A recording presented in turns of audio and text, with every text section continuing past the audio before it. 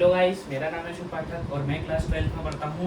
और आज मेरे यूट्यूब जर्नी डे 1 है और इसमें मैं 12th के अलग अलग चैप्टर्स को कवर करूँगा और आप लोगों को सारे कॉन्सेप्ट अच्छे से बताते हुए चलूँगा। तो अंत तक इस वीडियो में बने रहें। और आज हम जो चैप्टर कवर करेंगे उसका नाम है chapter number 3, contemporary south Asia. इसमें हम साउथ एशिया और साउथ एशियन रिलेटेड के बारे में बात करेंगे। तो गाइस देखो, चैप्टर 3 हम पढ़ने वाले हैं कंटेम्प्रेरी साउथ एशिया। ठीक है, अब साउथ एशिया, तो अपन साउथ एशिया के बारे में पढ़ने से पहले अपन को पता होना चाहिए कि साउथ एशिया क्या है। मेरी ड्राइंग पे माइंड मत जाना कि मेरी ड्राइंग थोड़ी अच्छी नहीं है, पर थोड़ा बहुत आपको भी मैप के बारे में पता होगा कि इंडिया के आसपास की जो नेबरिंग कंट्रीज है उनको ही साउथ एशिया बोला जाता है। जैसे ये है इंडिया, ये है पाकिस्तान, ये नेपाल, भूटान, बांग्लादेश और ये अपना श्रीलंका और ये जो है अपनी मालदीव है ना। तो सबसे पहले बात आती है कि साउथ एशिया, तो साउथ एशिया के अंदर जो कंट्रीज़ है वो कौन कौन सी कंट्रीज़ है जो साउथ एशिया के अंदर आती है। तो उन कंट्री को याद करने के लिए आपके पास एक शॉर्ट ट्रिक है जो मैं बना के लाया हूँ, वो है BBIMNPS।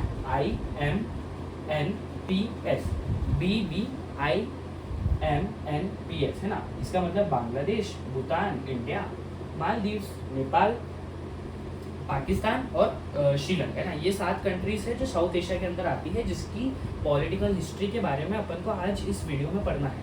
तो BBIMNPS है ना, इसमें हम इंडिया और जो श्रीलंका है इन दोनों कंट्रीज के पॉलिटिकल हिस्ट्री के बारे में अगर अपन पता करें तो ये पता कर सकते हैं कि जो 75 ईयर्स हो गए हैं इन दोनों कंट्री को इंडिपेंडेंस में। जब इंडिया इंडिपेंडेंस हुआ 1947 में, उसी टाइम क्या बोलते हैं अपना श्रीलंका भी इंडिपेंडेंस हुआ। तो after the 75 years also India ने बहुत सारे चैलेंजेस यहाँ पे फेस करे हैं। किस हिसाब के चैलेंजेस, तो क्या बोलते हैं अपने इमरजेंसी क्राइसिस आए, वॉर आया, खाने की कमी पड़ी लाल बहादुर शास्त्री के समय। तो ऐसे ही श्रीलंका में अपन सबको पता है, अपन 10वीं में पढ़ा है कि एथनिक कॉन्फ्लिक्ट बहुत सारे साल तक चला। यहाँ पे बहुत सारे लोग मारे गए। LTTE जैसे अभी अपन आगे पढ़ेंगे उन चैप्टर में, इस चैप्टर में कि LTTE क्या थी। तो इसके कारण श्रीलंका में बहुत सारे चैलेंजेस थे और इंडिया में भी बहुत सारे चैलेंजेस थे, but still India and Sri Lanka are the democratic country after the 75 years of their existence. ठीक है, तो अब अपन ने बात करी है इंडिया और श्रीलंका। इसमें मैं आपको ओवरव्यू दे रहा हूँ कि चैप्टर में अपन को क्या क्या पढ़ना है। तो अपन ने पढ़ा कि इंडिया और श्रीलंका के बारे में, दोनों डेमोक्रेटिक कंट्री है अभी भी। अब अपन बात करते हैं अपने पास में जो जिससे अपना बहुत ज़्यादा कॉन्फ्लिक्ट है, वो है पाकिस्तान। ठीक है, तो पाकिस्तान के बारे में अगर अपन बात करें तो पाकिस्तान में शुरुआत में तो डेमोक्रेसी आई थी कि हाँ हमको डेमोक्रेसी सेट करनी है, बट स्टिल यहाँ पे डेमोक्रेसी काम नहीं कर पाई। क्यों काम नहीं कर पाई? क्योंकि यहाँ पे बार बार मिलिट्री रूल आया, फिर सिविलियन रूल आया, फिर मिलिट्री रूल आया, फिर सिविलियन रूल आया। तो अपन ने ये देखा है ना, तो मतलब यहाँ पे स्टेबल डेमोक्रेसी नहीं थी।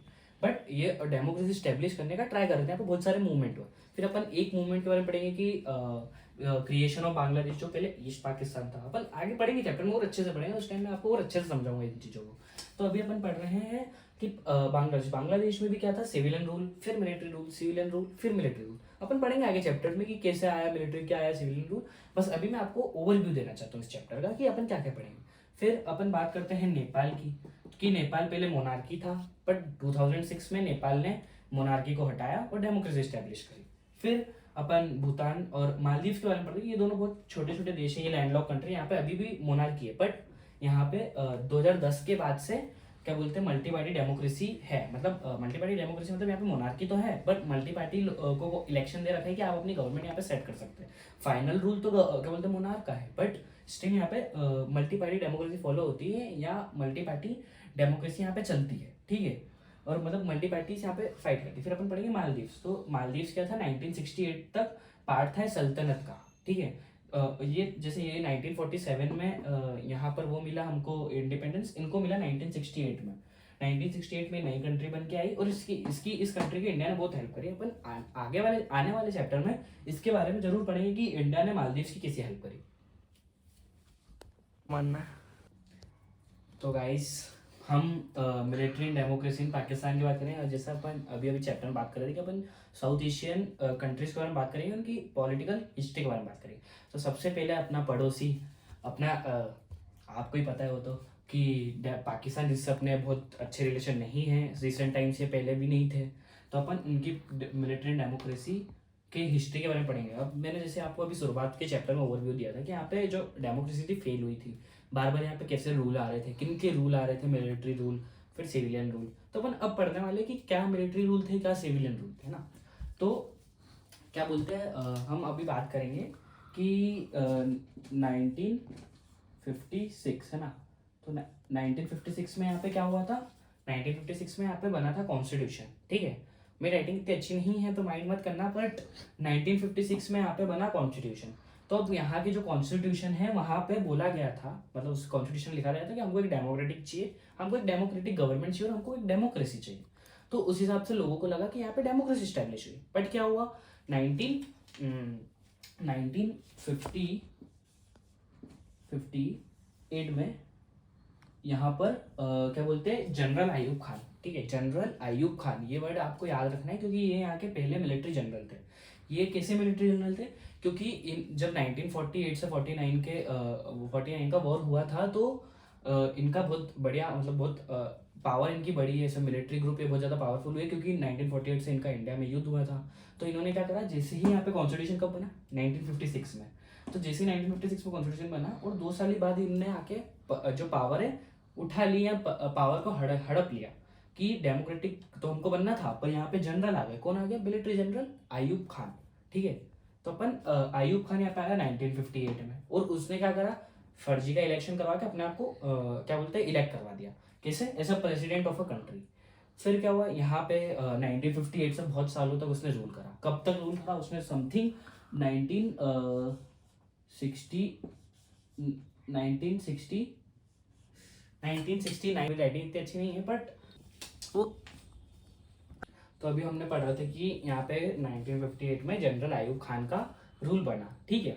तो अब क्या हुआ, ये बहुत सालों तक यहाँ पे ऐसे इलेक्टेड रहे, मतलब फर्जी का इलेक्शन, पर थे कौन, ये मिलिट्री रूलर। अभी अपन ने क्या पढ़ा था कि यहाँ पे military ruler democracy, military ruler democracy से ही चलता रहता है।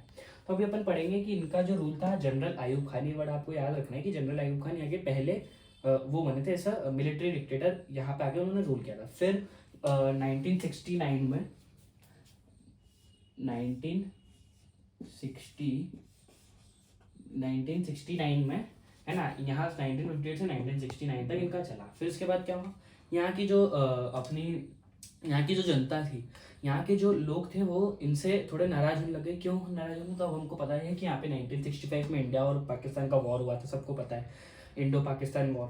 तो इसमें ये अपन हारे थे, मतलब पाकिस्तान लोग हारे थे, हम अपन लोग जीते थे। तो उसके कारण यहाँ पे लोग बहुत ज़्यादा गुस्सा थे, और यहाँ पे कोई खास इतना अच्छा कोई डेवलपमेंट कम हो रहा था यहाँ पे। तो यहाँ पे इसके कारण लोग इनसे गुस्सा थे, इनसे डिसफेवर थे। तो उनके कारण जनरल आयूब खान, अपन ने जो पढ़ा, उनको उनकी गद्दी से हटना पड़ा, ठीक है, उन्होंने रिजाइन लिया। बट क्या हुआ, जैसे उन्होंने 1969 में क्या करा, रिजाइन लिया, वैसे ही एक नया मिलिट्री जनरल आया।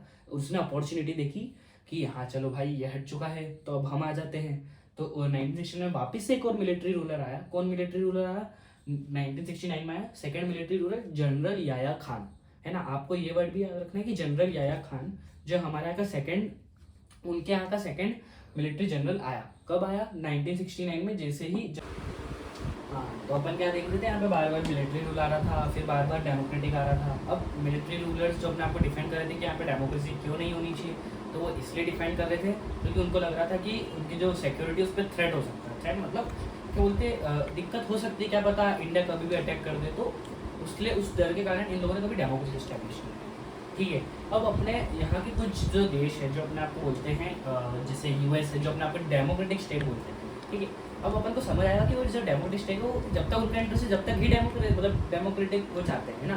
तो अब उनका इंटरफेरेंस इन द सेंस ये नहीं कि उन्होंने कभी पाकिस्तान की डेमोक्रेसी या पाकिस्तान की इंटरनल अफेयर्स में इस्टेब्लिश करा, पर उन्होंने सपोर्ट दिखाया। किसको सपोर्ट दिखाया, अब अपन को तो लगता है जैसे यूएस डेमोक्रेसी, तो डेमोक्रेसी को सपोर्ट दिखाया हुआ, पर नहीं, खोट है इधर यूएस के दिमाग में। क्यों, क्योंकि यूएस अपने इंटरेस्ट देखता है। यूएस एक सेल्फिश कंट्री है, वो जहाँ उसका फ़ायदा होता है वो वहीं ज़्यादा जाना जाता है। तो क्या उन लोगों ने वहाँ की मिलिट्री पावर को सपोर्ट किया। क्यों सपोर्ट करा, उसके कारण उनके पास दो रीज़न थे, उनके खुद के रीज़न थे। उसके कारण क्या, क्योंकि उस टाइम क्या था, जो मिडिल ईस्ट, अपन को पता है मिडिल ईस्ट एरिया, जहाँ पे सऊदी अरेबिया, ईरान, इराक वाले एरिया में क्या चल रहा था, वहाँ पे टेररिज्म बहुत बड़ा था। किस समय, 1990s के समय टेररिज्म बहुत बड़ा था। तो उनको लगा कि यूएसए को लगा कि अगर उस टाइम, क्योंकि इंडिया में भी आपको पता है कि कितने सारे टेररिस्ट अटैक कर रही थी। कौन कर रही थी, पाकिस्तान करवा रही थी। बस पाकिस्तान मानती नहीं इस बात को, पर करवा रही थी पाकिस्तान। किसको करवा रही थी, टेररिस्ट अटैक इंडिया पर, है ना, जैसे बहुत सारे अपन ने देखे हैं। तो क्या जो इंडिया के खिलाफ, है ना, यहाँ पे बहुत सारे टेररिस्ट ग्रुप बहुत सारे इमर्ज हो रहे थे। तो उनको क्या लगा यूएसए को कि कल को जो क्या पता है यहाँ पे भी यूएसए में भी हमला हो जाए। तो वो चाहते थे कि अगर यहाँ पे मिले थे कि यूएस जो है यहाँ की क्या बोलते हैं मिलिट्री को सपोर्ट कर रहा है। क्यों कर रहा है? क्योंकि उस टाइम मिडिल ईस्ट और इधर साइड बहुत सारे टेररिस्ट ग्रुप बन रहे थे जिससे यूएसए की सिक्योरिटी पे थ्रेट था। वो अपने रीजन के कारण चाह रहा था कि मिलिट्री रूल रहे। क्यों? क्योंकि उसको यहाँ के जो डेमोक्रेटिक रूल है उस पर विश्वास नहीं था। क्यों नहीं था? उसको लग रहा था कि अगर यहाँ पे डेमोक्रेटिक रूल आया तो क्या बोलते हैं पाकिस्तान जो है सेंटर बन जाएगा इस्लामिक ग्लोबल इस्लामिक टेररिज्म का। समझ रहे हैं आप कि ग्लोबल इस्लामिक टेररिज्म का क्या बोलते हैं सेंटर बन जाएगा। कौन बन जाएगा? पाकिस्तान। किसका ये सोचना था? यूएसए का सोचना था कि यूएसए को लगा कि ये सेंटर बन सकता है। अब और यूएसए का एक और रीजन था कि यहाँ पे अगर डेमोक्रेसी आई तो क्या पता है यहाँ पे जो टेररिस्ट ग्रुप के लीडर्स है वो यहाँ पे पावर में आ जाए और उनके हाथ में, जो अपन को पता है पाकिस्तान इज न्यूक्लियर कंट्री, तो क्या पता है यहाँ पे जो पाकिस्तान का जो रूलर में पाकिस्तान के रूल में टेररिस्ट लोग आ जाए और जो न्यूक्लियर वेपन्स है पाकिस्तान के वो टेररिस्ट ग्रुप के हाथ लग जाए। क्योंकि सबको पता है अगर उनके हाथ लग गए तो क्या बोलते हैं वर्ल्ड डिस्ट्रॉय हो सकती है। तो यूएसए का ऐसा मानना था। तो यूएसए ने किसको सपोर्ट करा? यहाँ की मिलिट्री रूल को। क्यों सपोर्ट करा? क्योंकि उनको लगता था पहला कि it is the centre of global terrorism, मतलब कि अगर यहाँ पे डेमोक्रेसी आई तो क्या बोलता जो यहाँ के टेररिस्ट ग्रुप है वो क्या पता देश को ले सकते हैं, मतलब अपने हाथों में उनके लीडर्स देश को ले सकते हैं। या सेकंड कि क्या बोलते हैं यहाँ के जो न्यूक्लियर वेपन्स है, अगर यहाँ पे मिलिट्री रूल नहीं आया, अगर यहाँ पे स्ट्रिक्ट रूल नहीं आया तो क्या पता यहाँ के जो मिलिट्री रूल है ना, मतलब यहाँ की जो डेमोक्रेटिक गवर्नमेंट है, क्या पता उनके उनसे क्या बोलते हैं ये लोग जो अपने हैं टेररिस्ट लोग वो उनसे न्यूक्लियर वेपन्स ले लें। ये क्या पता उनके हाथों में न्यूक्लियर वेपन्स लग जाए। इसलिए क्या बोलते हैं यूएसए ने यहाँ के मिलिट्री पार्ट को सपोर्ट करा, ना कि डेमोक्रेटिक पार्ट को। उसके खुद के रीजन के कारण, उसकी खुद की सिक्योरिटी थ्रेट हो रही थी, उसको खुद को लग रहा था कि क्या बोलते हैं उस पर उसके खिलाफ कुछ हो सकता है, उसके खिलाफ क्या बोलते कोई अटैक हो सकता है यहाँ से। इसलिए वो चाहता था कि पाकिस्तान में हमेशा मिलिट्री रूल रहा। इसलिए जो पाकिस्तान के साथ यूएसए का जो रिलेशनशिप है वो बहुत अच्छा था। क्यों अच्छा था? क्योंकि पाकिस्तान में जनरली आप देख रहे हैं कि मिलिट्री रूल ज़्यादा था अभी शुरुआती समय में। तो पाकिस्तान को सपोर्ट कर रहा था। कौन सपोर्ट कर रहा था? यूएसए। यूएसए क्या सपोर्ट कर रहा था? पाकिस्तान का मिलिट्री ग्रुप, है ना, पाकिस्तान की जो मिलिट्री थी जो यहाँ पे बार बार आके हड़प ले रही थी यहाँ की क्या सरकार को, मतलब बार बार यहाँ पे पॉलिटिक्स कर करके पॉलिटिक्स को ले रही थी। इसलिए वो मिलिट्री जो थे पाकिस्तान की उसको सपोर्ट करते थे। अपन सेकेंड पार्ट पढ़ने वाले हैं। जैसे अपन ने पहला किसके बारे में पढ़ा, पहली कंट्री साउथ एशिया में अपन ने पढ़ी पाकिस्तान के बारे में। अपन सेकंड कंट्री उससे ही मिलती जुलती कंट्री बांग्लादेश के बारे में पढ़ेंगे। तो क्या हुआ जब 1947 में, अपन को पता है क्या हुआ था, 1947 में इंडिपेंडेंस हुआ था। उस टाइम क्या हुआ? पाकिस्तान इंडिपेंडेंट हुआ। तो पता है अपन ने पहले चैप्टर में अगर आपने पढ़ा होगा तो आपने ये पता होगा आपको कि पाकिस्तान जो था वो दो पार्ट में डिवाइड हुआ। जैसे यहाँ पे सपोज करो ये इंडिया है और यहाँ पे क्या बोलते हैं वेस्ट पाकिस्तान, हाँ वेस्ट पाकिस्तान था और इधर साइड थोड़ा ईस्ट पाकिस्तान था। अभी जब मैंने शुरुआत में आपको मैप बना के दिखाया था, मतलब ड्राइंग बनाई थी, तब आप रिलेट कर पा रहे होंगे ना। तो क्या था, पाकिस्तान के दो पार्ट थे यहाँ पे। कौन कौन से पार्ट थे? West Pakistan, east Pakistan. ठीक है, समझ आया आप लोगों के? यहाँ पे वेस्ट पाकिस्तान था, ईस्ट पाकिस्तान था। ठीक है, तो हुआ ये कि 1971 के पहले जो ईस्ट पाकिस्तान के लोग थे ना, उन लोगों पे क्या हो रहा था? उन लोगों पे हो रहा था अत्याचार। क्यों थे वो? क्योंकि ये बंगाल से बना था। क्या ईस्ट पाकिस्तान किससे बना था? आपको पता है ईस्ट पाकिस्तान किससे बना था? ईस्ट पाकिस्तान अपना बना था बंगाल से। किससे? बंगाल से। हाँ, ये बात अपन को पता है कि ईस्ट पाकिस्तान किससे बना था? बंगाल से। ठीक है, तो वहाँ के लोगों पे अत्याचार कर रहा था। कौन लोग कर रहे थे? वेस्ट पाकिस्तान वाले। क्यों अत्याचार कर रहे थे? क्योंकि पहला अत्याचार कैसे कर रहे थे कि अत्याचार कर रहे थे कैसे? हाँ, कैसे कर रहे थे? इम्पोजिशन ऑफ उर्दू पहली चीज थी कि अपन को पता है कि पाकिस्तान की मेन लैंग्वेज उर्दू है। अब यहाँ पे तो बंगाली लोग रहते हैं, अब उन पे आपने उर्दू थोप दिया, उनको तो आती नहीं बोलना, पर उनको उर्दू बोलनी पड़ रही है। तो उसके खिलाफ उनको लगा कि बांग्लादेश क्या बोलते हैं जो हमारी बंगाली लैंग्वेज उसको इक्वल रिप्रेजेंटेशन नहीं मिल रहा है। फिर दूसरी पार्ट क्या बात थी कि जो ये था ना west Pakistan, it was considered as a mainstream. जो मान लो ये जो वेस्ट पाकिस्तान है ना, अब आप समझ लो ठीक है कि ये जो है वेस्ट पाकिस्तान है, मेरी राइटिंग थोड़ी खराब है, और ये वाला जो है ये मान लो आप ईस्ट पाकिस्तान। ठीक है, और इसके बीच में पूरा, इन दोनों के बीच में पूरा इंडियन सब कॉन्टिनेंट है। क्या है? इंडियन सब कॉन्टिनेंट। तो अब क्या था कि जो ईस्ट पाकिस्तान था ना, वेस्ट पाकिस्तान था, उसको मेन पाकिस्तान बोला जाता। क्यों? क्योंकि यहाँ पे जितना भी थोड़ा बहुत डेवलपमेंट हो रहा था पाकिस्तान में यहीं पे हो रहा था। ठीक है, डेवलपमेंट पूरा यहीं पे हो रहा था। पर क्यों? डेवलपमेंट तो इधर भी होना चाहिए, लोगों का यही मानना था कि डेवलपमेंट दोनों जगह होना चाहिए। और यहाँ पे अपन ने देखा इतने सारे रूलर है, general Ayub Khan, general Yahya Khan, Zulfikar Ali Bhutto, National Peoples Party अपन ने पढ़ा।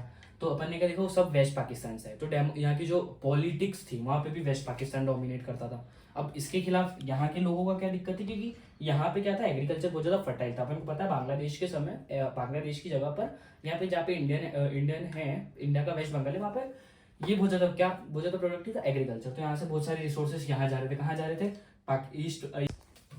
तो जो रिसोर्सेज थे, जो एग्रीकल्चर रिसोर्सेज थे, जिससे बहुत ज़्यादा पैसा आ रहा था, वो जो ईस्ट पाकिस्तान के रिसोर्सेज कहाँ पे, वेस्ट पाकिस्तान जा रहे थे। इन द सेंस मतलब ईस्ट पाकिस्तान से जो भी पैसा आ रहा था वो वेस्ट पाकिस्तान में लग रहा था, ईस्ट पाकिस्तान में नहीं लग रहा था। जो भी इंफ्रास्ट्रक्चर डेवलपमेंट वेस्ट पाकिस्तान में हो रहा था, ना कि ईस्ट पाकिस्तान में। समझ रहे हो आप कि वेस्ट पाकिस्तान में ज़्यादा डेवलपमेंट था, ईस्ट पाकिस्तान में डेवलपमेंट नहीं था। तो इसके खिलाफ क्या हुआ, 1947 के बाद थोड़ा बहुत मूवमेंट चालू हुए, थोड़ा बहुत वो चालू हुआ, क्या चालू हुआ, मूवमेंट वगैरह, तो थोड़ा बहुत प्रोटेस्ट चालू हुआ। अब थोड़ा बहुत प्रोटेस्ट चालू हुआ, पर अब हुआ क्या, 1960 तक आते आते इनके साथ बहुत ज़्यादा अत्याचार हुआ। क्या हुआ, इनके साथ बहुत ज़्यादा अत्याचार हुआ। अत्याचार समझते हैं ना, प्योर हिंदी में अत्याचार बहुत सारा खराब हुआ। इसलिए इन लोगों ने बहुत ज़्यादा प्रोटेस्ट चालू करने लग गए, है ना। प्रोटेस्ट, अब प्रोटेस्ट में एक लीडर उठ के आया। कौन लीडर उठ के आया, शेख मुजीबुर रहमान। किसका लीडर था वो, अवामी लीग का। तो यहाँ की जो एक पार्टी थी, है ना, ईस्ट पाकिस्तान में एक पार्टी बनी, उनका नाम था अवामी लीग। उसका लीडर कौन था, शेख मुजीबुर रहमान। कौन लीडर था गाइस, कौन था, शेख मुजीबुर रहमान। ठीक है, तो अपन जो शेख मुजीबुर रहमान है, उसने ये वेस्ट पाकिस्तान से जाके डिमांड करी। किसकी डिमांड करी, कि हमको क्या बोलते हैं, पॉलिटिकल रिप्रेजेंटेशन दो। क्यों, कैसे दो, मतलब अब जितनी भी गवर्नमेंट बनी अभी तक वेस्ट पाकिस्तान में, वो किसकी, वेस्ट पाकिस्तान में वो वेस्ट वालों की थी, मतलब ईस्ट वालों की कोई गवर्नमेंट ही नहीं बन रही। तो lack of political representation. Second, demand for more autonomy, मतलब जो सारे पावर्स थे वो वेस्ट पाकिस्तान के हाथ में थे, ईस्ट पाकिस्तान के हाथों में पावर बहुत ज़्यादा कम थी, ये थी नहीं लगभग। तो उसके खिलाफ शेख मुजीबुर रहमान ने थोड़ा बहुत आवाज उठाई, थोड़ा बहुत प्रोटेस्ट चालू करा। और किस पार्टी के लीडर थे वो, अवामी लीग। अवामी लीग ईस्ट की पाकिस्तान की थी। ठीक है, तो अब क्या हुआ यहाँ पे 1971 में, 1971 है ना, समझ रहे हो, 1971 में यहाँ पे क्या हुआ, यहाँ पे हुए इलेक्शन। कहाँ पे हुए, वेस्ट पाकिस्तान और ईस्ट पाकिस्तान में। इलेक्शन अलग अलग नहीं होते थे, इलेक्शन तो साथ में होते थे, वेस्ट पाकिस्तान और ईस्ट पाकिस्तान में सेम इलेक्शन हुए, है ना। तो उसमें क्या हुआ, जो इनकी पार्टी थी, किसकी, शेख मुजीबुर रहमान की पार्टी। कौन सी पार्टी, अवामी लीग, वो जीत गई इलेक्शन। कैसे जीत गई इलेक्शन, कि एक तो ईस्ट पाकिस्तान के सारे वोट उनको मिले, किसको, शेख मुजीबुर रहमान की पार्टी अवामी लीग को, और थोड़े बहुत वेस्ट पाकिस्तान के वोट भी इनको मिल गए। किसको मिले, अवामी लीग को। तो कौन जीता, अवामी लीग, है ना। पर अब बात ये हुई कि भाई वेस्ट पाकिस्तान में उस टाइम किसका रूल था, 1971 के समय अपन ने पढ़ा, किसका, याया खान का, जनरल याया खान। तो वो नहीं चाहते थे कि जो वेस्ट पाकिस्तान की गवर्नमेंट है, मतलब जो वेस्ट पाकिस्तान की गवर्नमेंट है वो हटे और ईस्ट पाकिस्तान की गवर्नमेंट आके पूरी जगह रूल करे, वो नहीं चाहते। तो उन्होंने क्या करा कि 1971 में किसको अरेस्ट कर लिया, उनके जो मेन लीडर था, किसको, शेख मुजीबुर रहमान को अरेस्ट कर लिया। ठीक है, और उन लोगों ने क्या नहीं बनने दी, जो पार्टी है उनसे जो जनरल असेंबली बनती है, अपन को पता है, जैसे इंडिया में अपन देखते हैं कि जब इलेक्शन होते हैं तो इलेक्शन के बाद जनरल असेंबली बनती है, तो नहीं बनी, है ना, जनरल असेंबली वहाँ नहीं बनी। कहाँ पे नहीं बनी, वेस्ट पाकिस्तान में। किसकी, ईस्ट पाकिस्तान गवर्नमेंट की।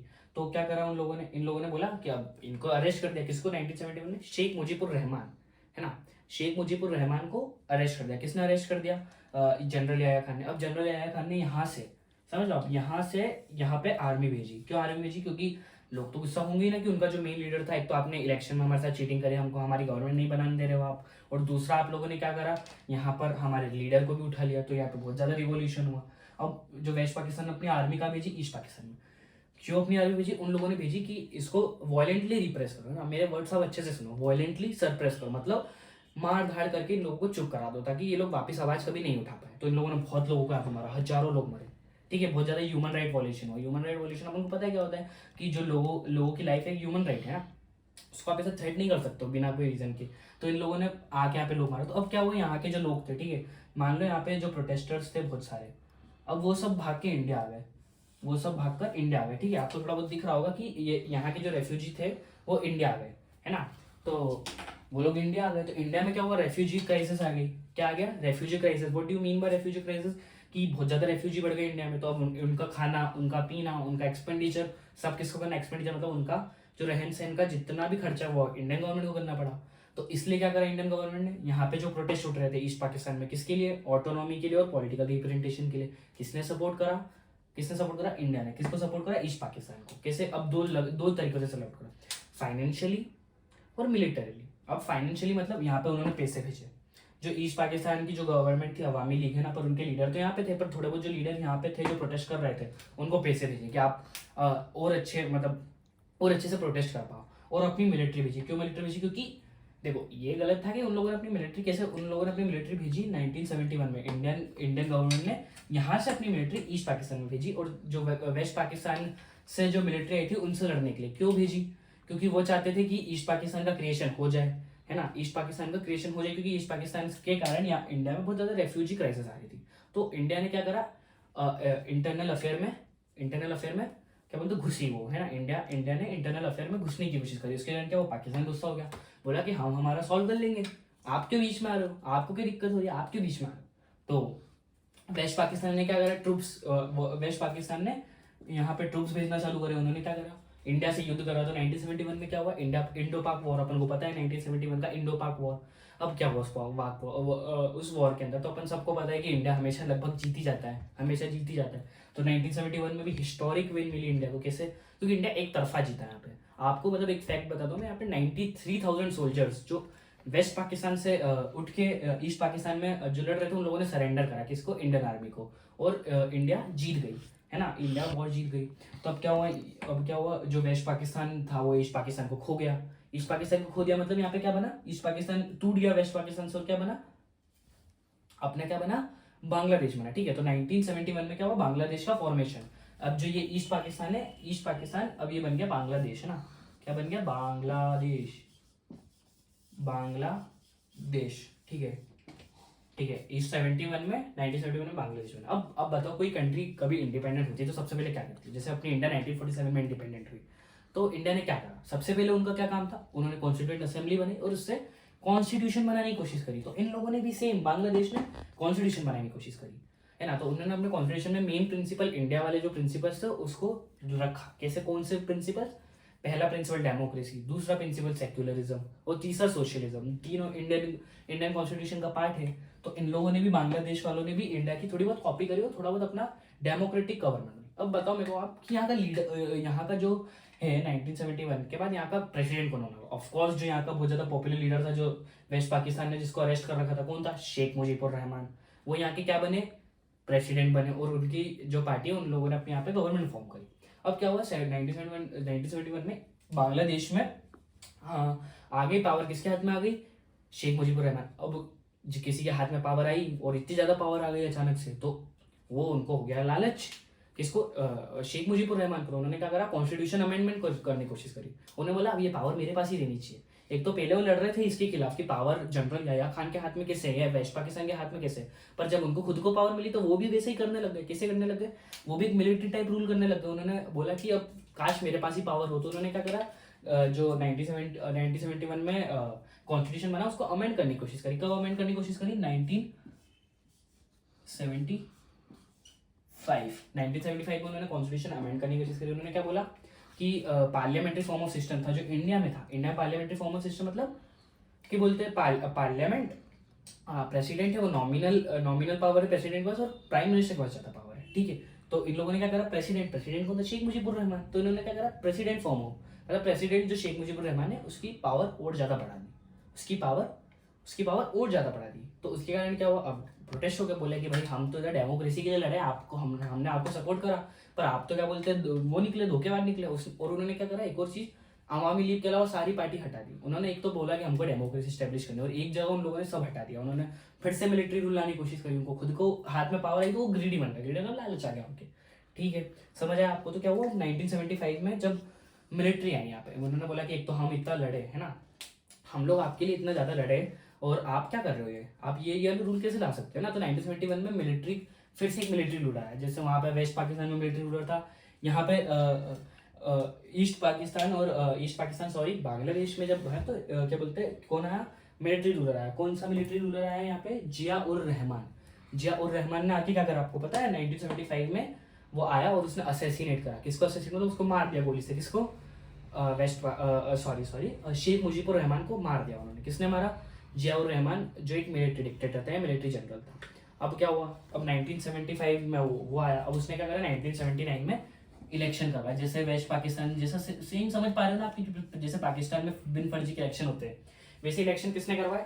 शेख मुजीबुर रहमान ने सॉरी जिया उर रहमान ने 1979 में वो करवाया, क्या करवाया, इलेक्शन करवाया। और खुद की जो बांग्लादेश की जो पार्टी थी, अपनी जो बांग्लादेश की उन्होंने पार्टी खोली है ना, बांग्लादेश नेशनल पार्टी उन्होंने जो खोली, उससे वो इलेक्शन जीते हैं ना। पर अब लोग तो भी गुस्सा थे, और थोड़े बहुत गुस्सा थे। अब एक और बार है कि वापस एक बार मिलिट्री आ गई है ना, कोई लीडर उनके लालच आ गया कि कोई और लीडर आया जिनको इनकी पावर राज नहीं है। किसकी पावर राज नहीं है? जिया उर रहमान ने, जिसने किसको असैसिनेट करा था, क्या बोलते, शेख मुजीबुर रहमान को। तो क्या हुआ, वो 1979 में बने, पर उनको भी हटा दिया गया है ना। उनको हटा दिया किसने? अनादर मिलिट्री रूलर। अब समझ लो, वेस्ट पाकिस्तान में या पाकिस्तान में भी मिलिट्री रूलर यहाँ पे भी जब ये क्रिएट हुआ तो था तो डेमोक्रेसी। जैसे वेस्ट पाकिस्तान ने शुरुआत में डेमोक्रेसी स्टैब्लिश करी, पर यहाँ पे भी डेमोक्रेसी काम नहीं करी। यहाँ पे भी बार बार क्या बोलते, कौन आया? मिलिट्री रूलर आया। अब कौन आया? एच.एम. अर्शद।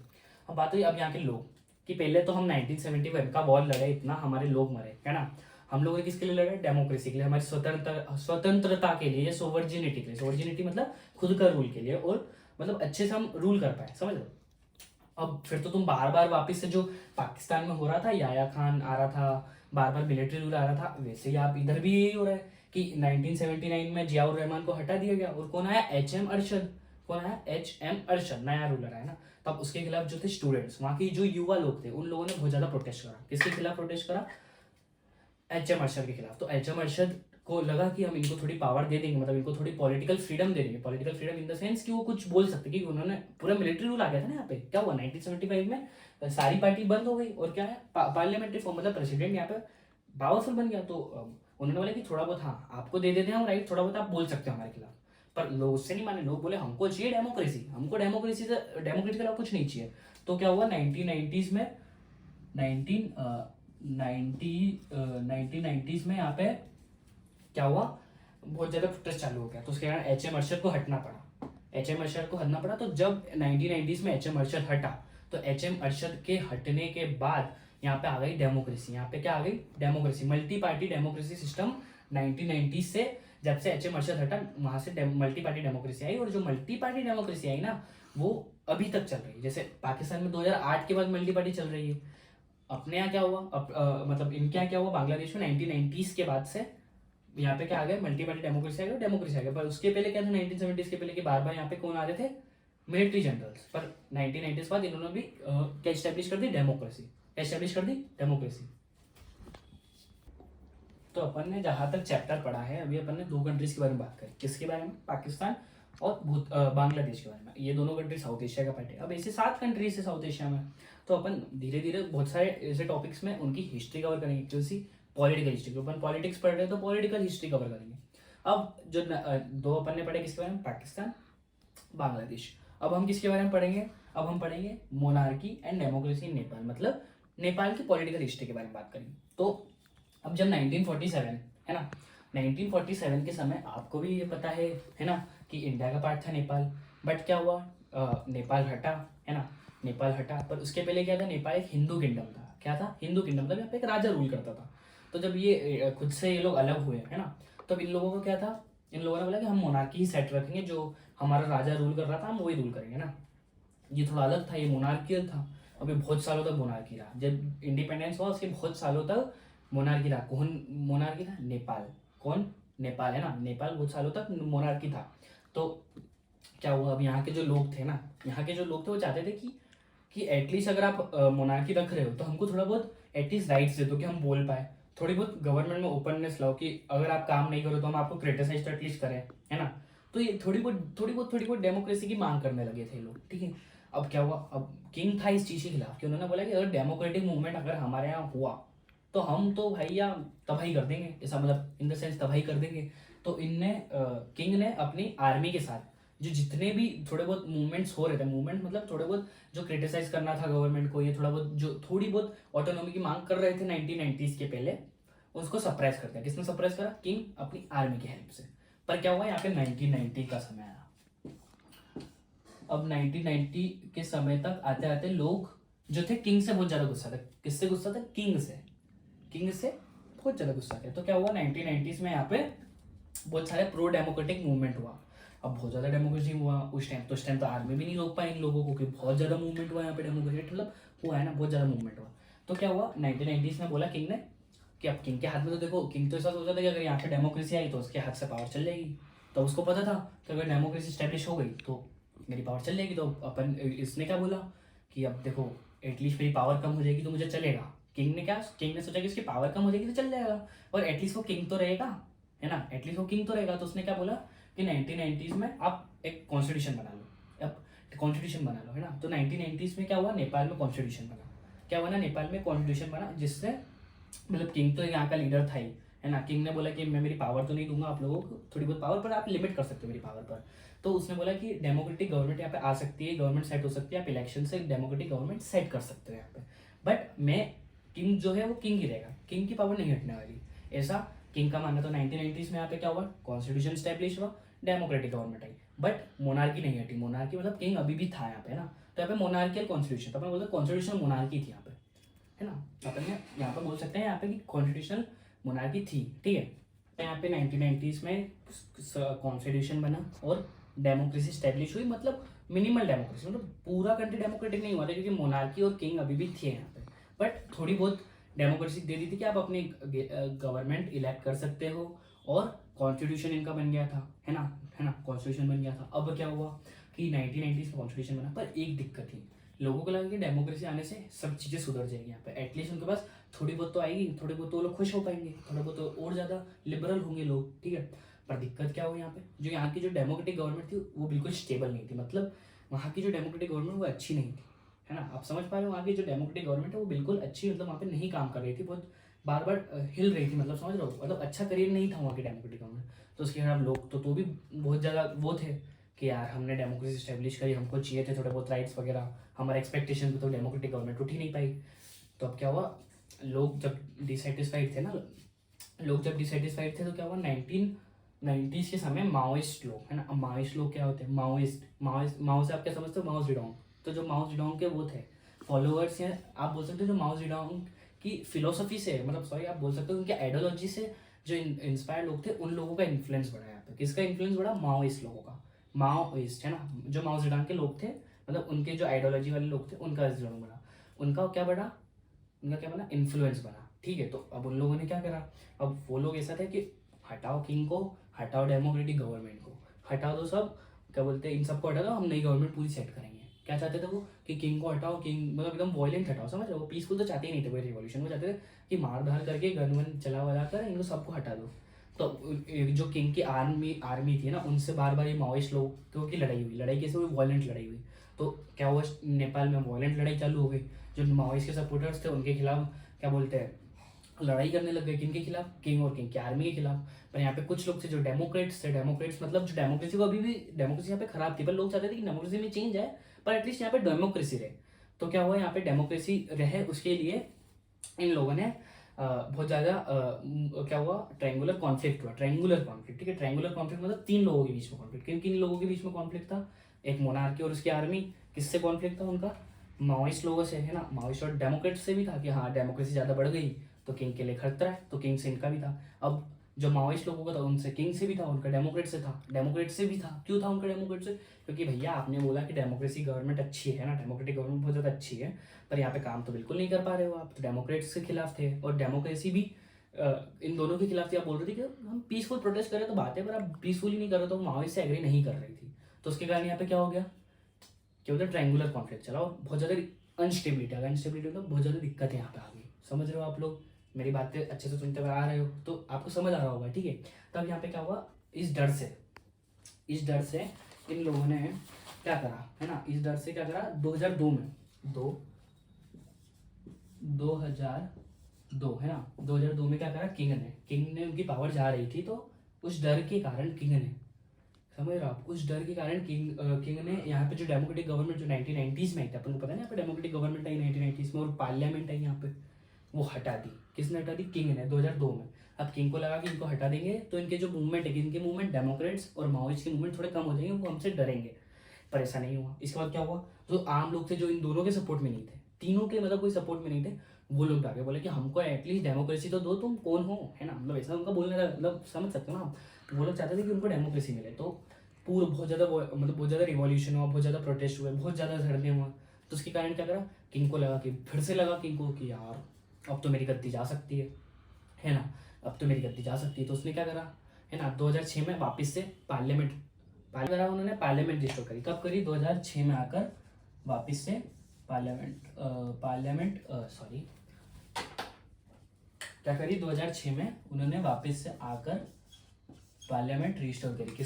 किन लोगों ने रिस्टोर करी, किंग ने। किंग को लगा कि भाई मेरी गद्दी जा सकती है, पर लोग इस बार नहीं माने। इस बार बोले बेटा सॉरी ऐसा बोलना चाहे ना वो लोग, उन लोगों ने बोलने की कोशिश करी ऐसा कि आप हटो यहाँ से, अब हमको पूरा डेमोक्रेटिक रूल चाहिए, हमको पूरा रिपब्लिक रूल चाहिए, है ना। तो 2000 बहुत बहुत ज़्यादा रिवॉल्यूशन हुआ। अब कि कौन रिवॉल्यूशन को वो कौन कर रहा था, क्या बोलते हैं, कौन, समझ लो आप उसको कौन था उसका लीडर जो उनको कर रहा था, लीडर नहीं इन द सेंस कौन सी पार्टीज थी। तो यहाँ पे बनी 7 पार्टी अलायंस। क्या बनी यहाँ पे, 7 पार्टी अलायंस। उसके अंदर माओइस्ट भी थे, डेमोक्रेट्स भी थे। तो क्या हुआ, जब 2002 में डेमोक्रेट्स को हटाया गया, डेमोक्रेटिक गवर्नमेंट को हटाया गया, तो जो माओइस्ट और डेमोक्रेट्स थे वो साथ में आए। तो टोटल 7 पार्टी साथ में आई और उन लोगों ने रिवॉल्यूशन को आगे बढ़ाया, प्रोटेस्ट को बढ़ाया, है ना। उन लोगों ने मोनार्की के खिलाफ बहुत ज़्यादा प्रोटेस्ट करा। तो क्या हुआ, आप समझ लो, ये देखो रहे हो 2006 में वापिस से किंग को डर लगा कि नहीं मेरी पावर जा सकती है। तो उन लोगों ने 2006 में रिस्टोर करने की कोशिश करी पार्लियामेंट को, पर अब लोग नहीं चाहते थे। अब लोग चाहते थे कि आप हट जाओ भाई, आप गद्दी से हट जाओ। तो उन्होंने क्या कोशिश करी कि 2008, समझ लो 2008 में किंग को ही हटा मारा। क्या बोला, आप हट जाओ, चलो जाओ अब यहाँ से, अब थोड़ा लाओ, आप क्या लाओ, है ना, समझ रहे हो क्या लेके आओ आप 2008 में वो लाओ, किंग मतलब डेमोक्रेसी लाओ। तो यहाँ पे क्या हुआ, 2008 में रिपब्लिक और डेमोक्रेसी स्टैब्लिश हो गया, मतलब पूरा मोनार्की यहाँ पे हट गया। और इन लोगों ने अपना जो कॉन्स्टिट्यूशन है ना, इन लोगों ने अपना कॉन्स्टिट्यूशन 2015 में इन लोगों ने अपना 2015 में इन लोगों ने अपना कॉन्स्टिट्यूशन बनाया। क्या बनाया इन लोगों ने, अपना कॉन्स्टिट्यूशन बनाया, ठीक है। तो कॉन्स्टिट्यूशन बनाया मतलब अब यहाँ पे डेमोक्रेसी आ गई। तो अपन ने क्या पढ़ा कि नेपाल में पहले मिलिटरी थी, पर यहाँ पे बहुत ज़्यादा रिवॉल्यूशन चला, बहुत ज़्यादा प्रोटेस्ट हुआ। बीच में माओइस्ट लोगों ने आके वायलेंट रिवॉल्यूशन करा। माओइस्ट लोग अभी भी थे, पर उन लोगों ने रिवॉल्यूशन अभी थोड़ा पीसफुल कर लिया, है ना। क्योंकि जब वो 7 पार्टी अलायंस में आए तो उन लोगों की थोड़ी बहुत डेमोक्रेट्स की बात सुनी, उन्होंने एग्री करा कि अब हम पीसफुल प्रोटेस्ट करेंगे। तो क्या हुआ, 2015 में यहाँ पे नया कॉन्स्टिट्यूशन बना। अब यहाँ पे जो 7 पार्टी अलायंस थी, इसमें भी थोड़ा बहुत वो थे, क्या थे, कॉन्फ्लिक्टिंग नेचर। वो क्या चाहते थे कि 2015 का जो वो बना है हमारा, क्या बना है हमारा कॉन्स्टिट्यूशन, वो जो कॉन्स्टिट्यूशन है वो थोड़ा मतलब माओइस्ट लोग चाहते थे कि उसमें पूरा स्ट्रक्चर हो, कैसा स्ट्रक्चर हो कि इकोनॉमिक भी हम नया स्ट्रक्चर लाए, पॉलिटिक भी हम नया स्ट्रक्चर लाए। पर कुछ लोग चाहते थे कि नहीं ऐसा नहीं होना चाहिए। कुछ लोग चाहते थे कि देखो हमारे हमको पूर्वजों को याद रखना है हमारे, तो वो चाहते थे कि थोड़ा बहुत अपन मोनार्की ले आते हैं। पर भैया लोग तो बिल्कुल नहीं चाहते। पर कुछ पार्टीज चाहती थी कि थोड़ा मिनिमल मोनार्की लाए। मिनिमल मतलब थोड़ी बहुत मोनार्की लाए, ताकि हम हमारे पास्ट को याद रख सके। ये पास्ट को मतलब हमारा जो पहले इतना बड़ा हमारा किंगडम वगैरह था, इतिहास था, हम उसको याद रख सके। तो थोड़ा बहुत कॉन्फ्लिक्ट था, पर उनको सुलझाया गया और 2015 में डेमोक्रेटिक गवर्नमेंट आई यहाँ पे, और उसके बाद डेमोक्रेटिक स्टेब्लिश हुई। पर अभी रिसेंट अपन पढ़ते हैं 2026 और 25 का रिवॉल्यूशन, मतलब वो अपनी बुक में नहीं है, पर अपन को पता होना चाहिए 2025।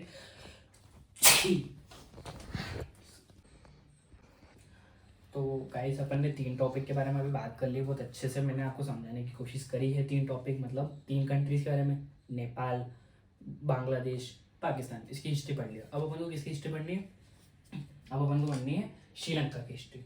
अब श्रीलंका में मैं चैप्टर का आपको ओवरव्यू दे रहा था, तब मैंने आपको बताया था कि श्रीलंका और इंडिया ऐसी कंट्रीज है जो अभी तक डेमोक्रेसी है।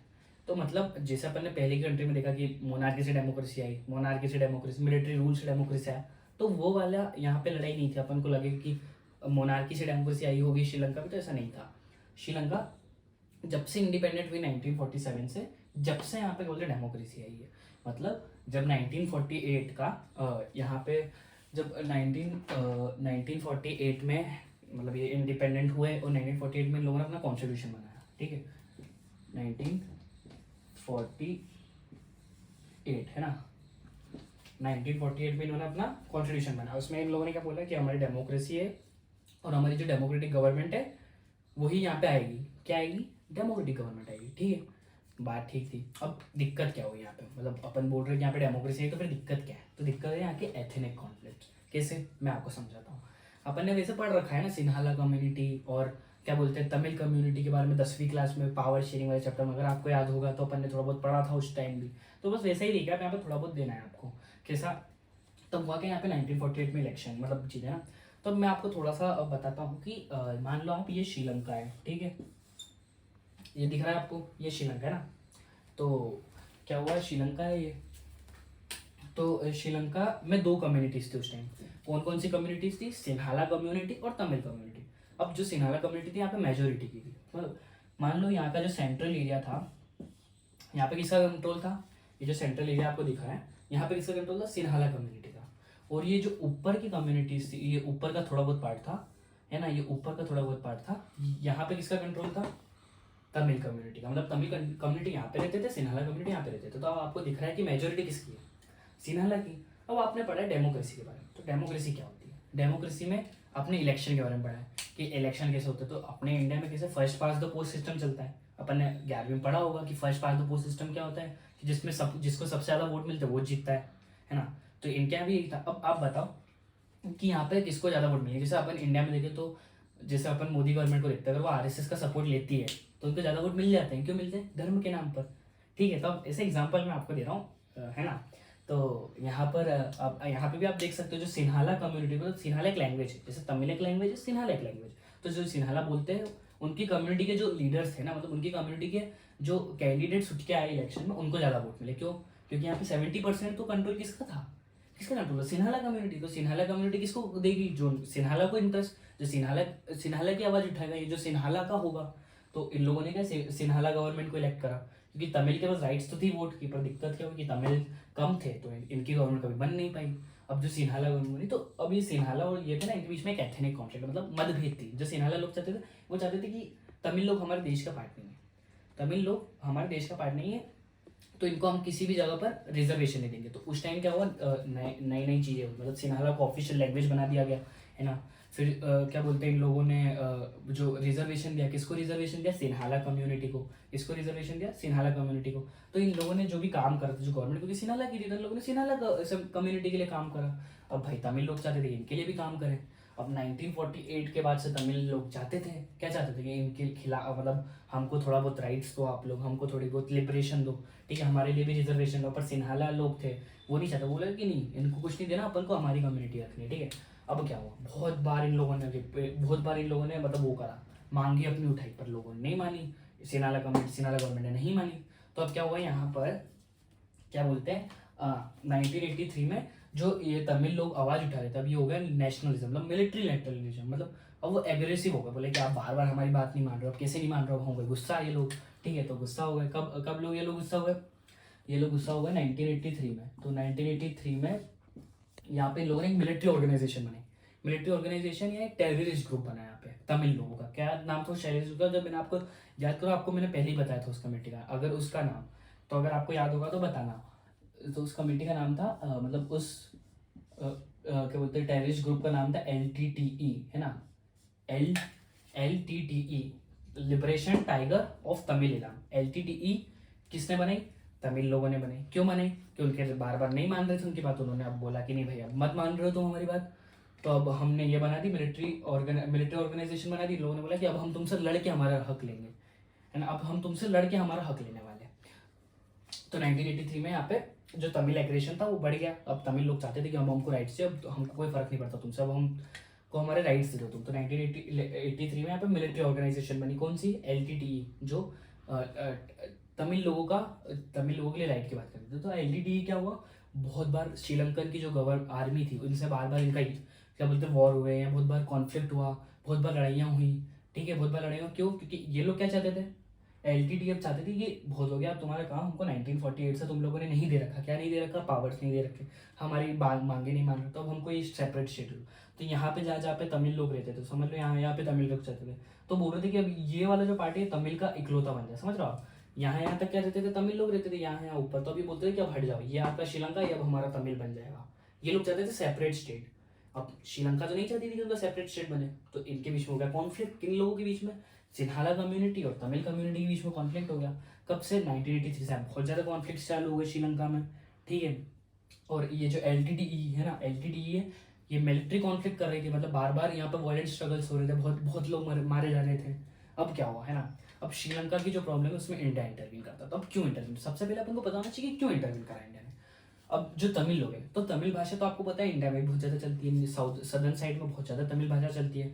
तो सेम टू सेम, समझ रहे हो, सेम टू सेम जो वहाँ के तमिल लोग थे ना, वो अब मान सकते हो कि वो इनके भाई बंधु थे ना, क्योंकि बहुत सारे जो तमिल लोग थे वो यहाँ से उठ के कॉलोनाइज, जब कॉलोनाइज था हमारी कंट्री तब यहाँ पे उठ के आए थे सब वर्कर।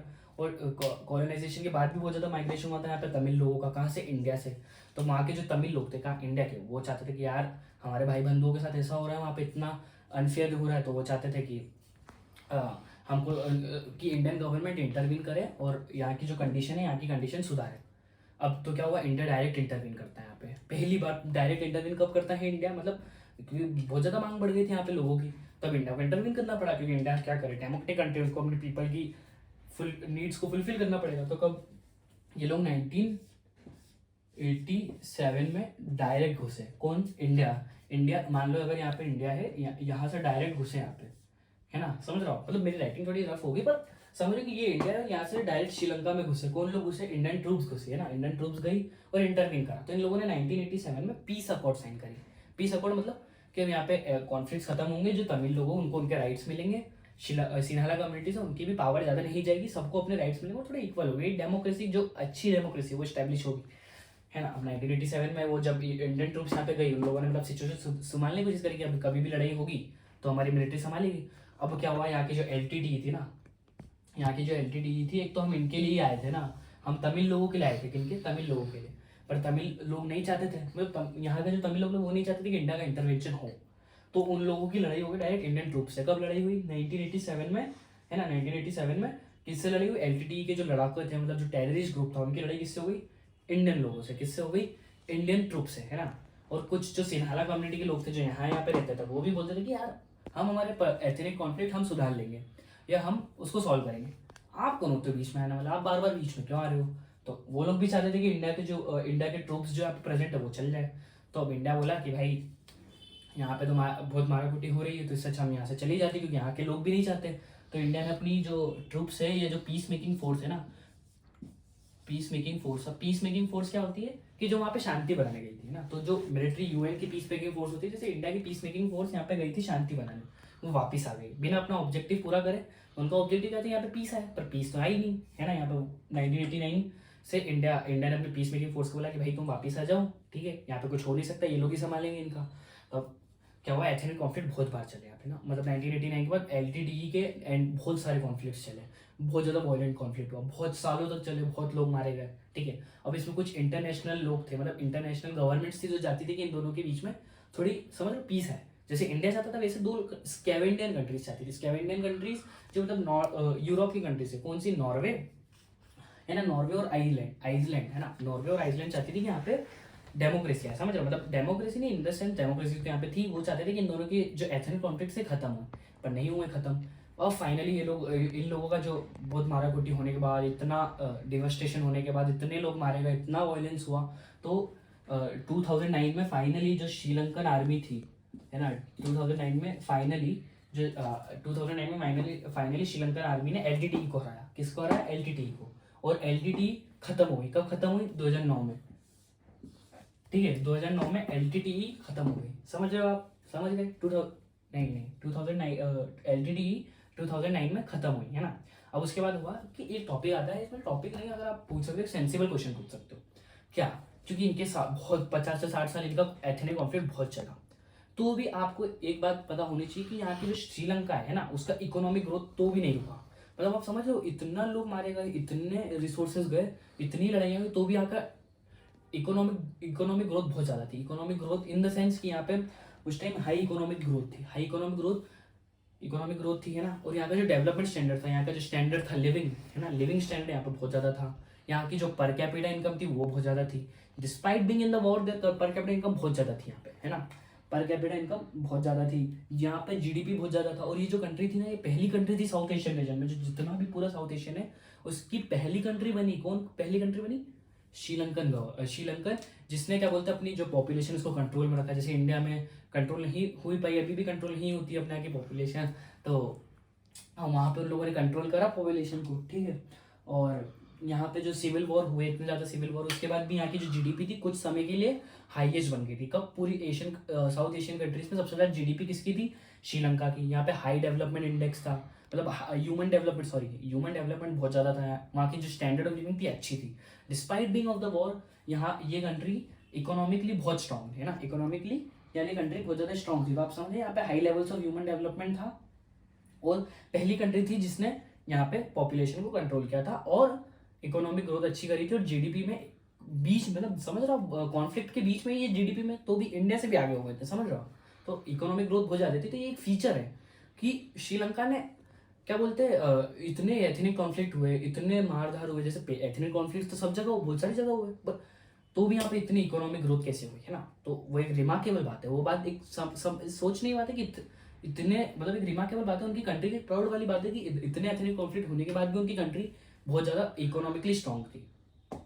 अपन ने चैप्टर में 4 कंट्रीज की पूरी हिस्ट्री के बारे में, पॉलिटिकल हिस्ट्री के बारे में पढ़ा है। कौन कौन सी 4 कंट्रीज थी? भूटान, बांग्लादेश, नेपाल, श्रीलंका और पाकिस्तान के बारे में पढ़ा है। अब अपन पढ़ेंगे यहाँ पे इंडिया और पाकिस्तान के कॉन्फ्लिक्ट के बारे में। अब मेरे को तो नहीं लगता है कि ये, मतलब समझ लो आप, इस कॉन्फ्लिक्ट के बारे में किसको नहीं पता है, क्योंकि सबको पता है, ऐसे वी आर इंडियन, सब को पता होना चाहिए इंडिया पाकिस्तान का कॉन्फ्लिक्ट क्या है। बट अब बुक में दे रखा है तो मैं आपको अच्छे से मतलब समझाने की कोशिश करूँगा, पर आपको अब रिलेट कर सकोगा, आपके लिए ईजी टॉपिक है। क्यों? क्योंकि आप पहले भी ये सब चीज़ें पढ़ रहे हो, आपको पहले ही पता है कि ये सब चीज़ें क्या है। ठीक है, तो क्या हुआ, साउथ एशिया का one of the most violent conflicts 2 countries के बीच में है, इंडिया और पाकिस्तान। इनके कॉन्फ्लिक्ट से बढ़ के कोई कॉन्फ्लिक्ट पूरे साउथ एशिया में नहीं है। इन दोनों कॉन्फ्लिक्ट बहुत ज़्यादा है। जिस अब पता चले 19, अब सबको पता है कि 1947 में अपन दोनों कंट्रीज अलग अलग हुई। तो क्या हुआ, 1948 में यहाँ पे वॉर हुआ। किसके लिए वॉर हुआ आपको बताते हैं हम।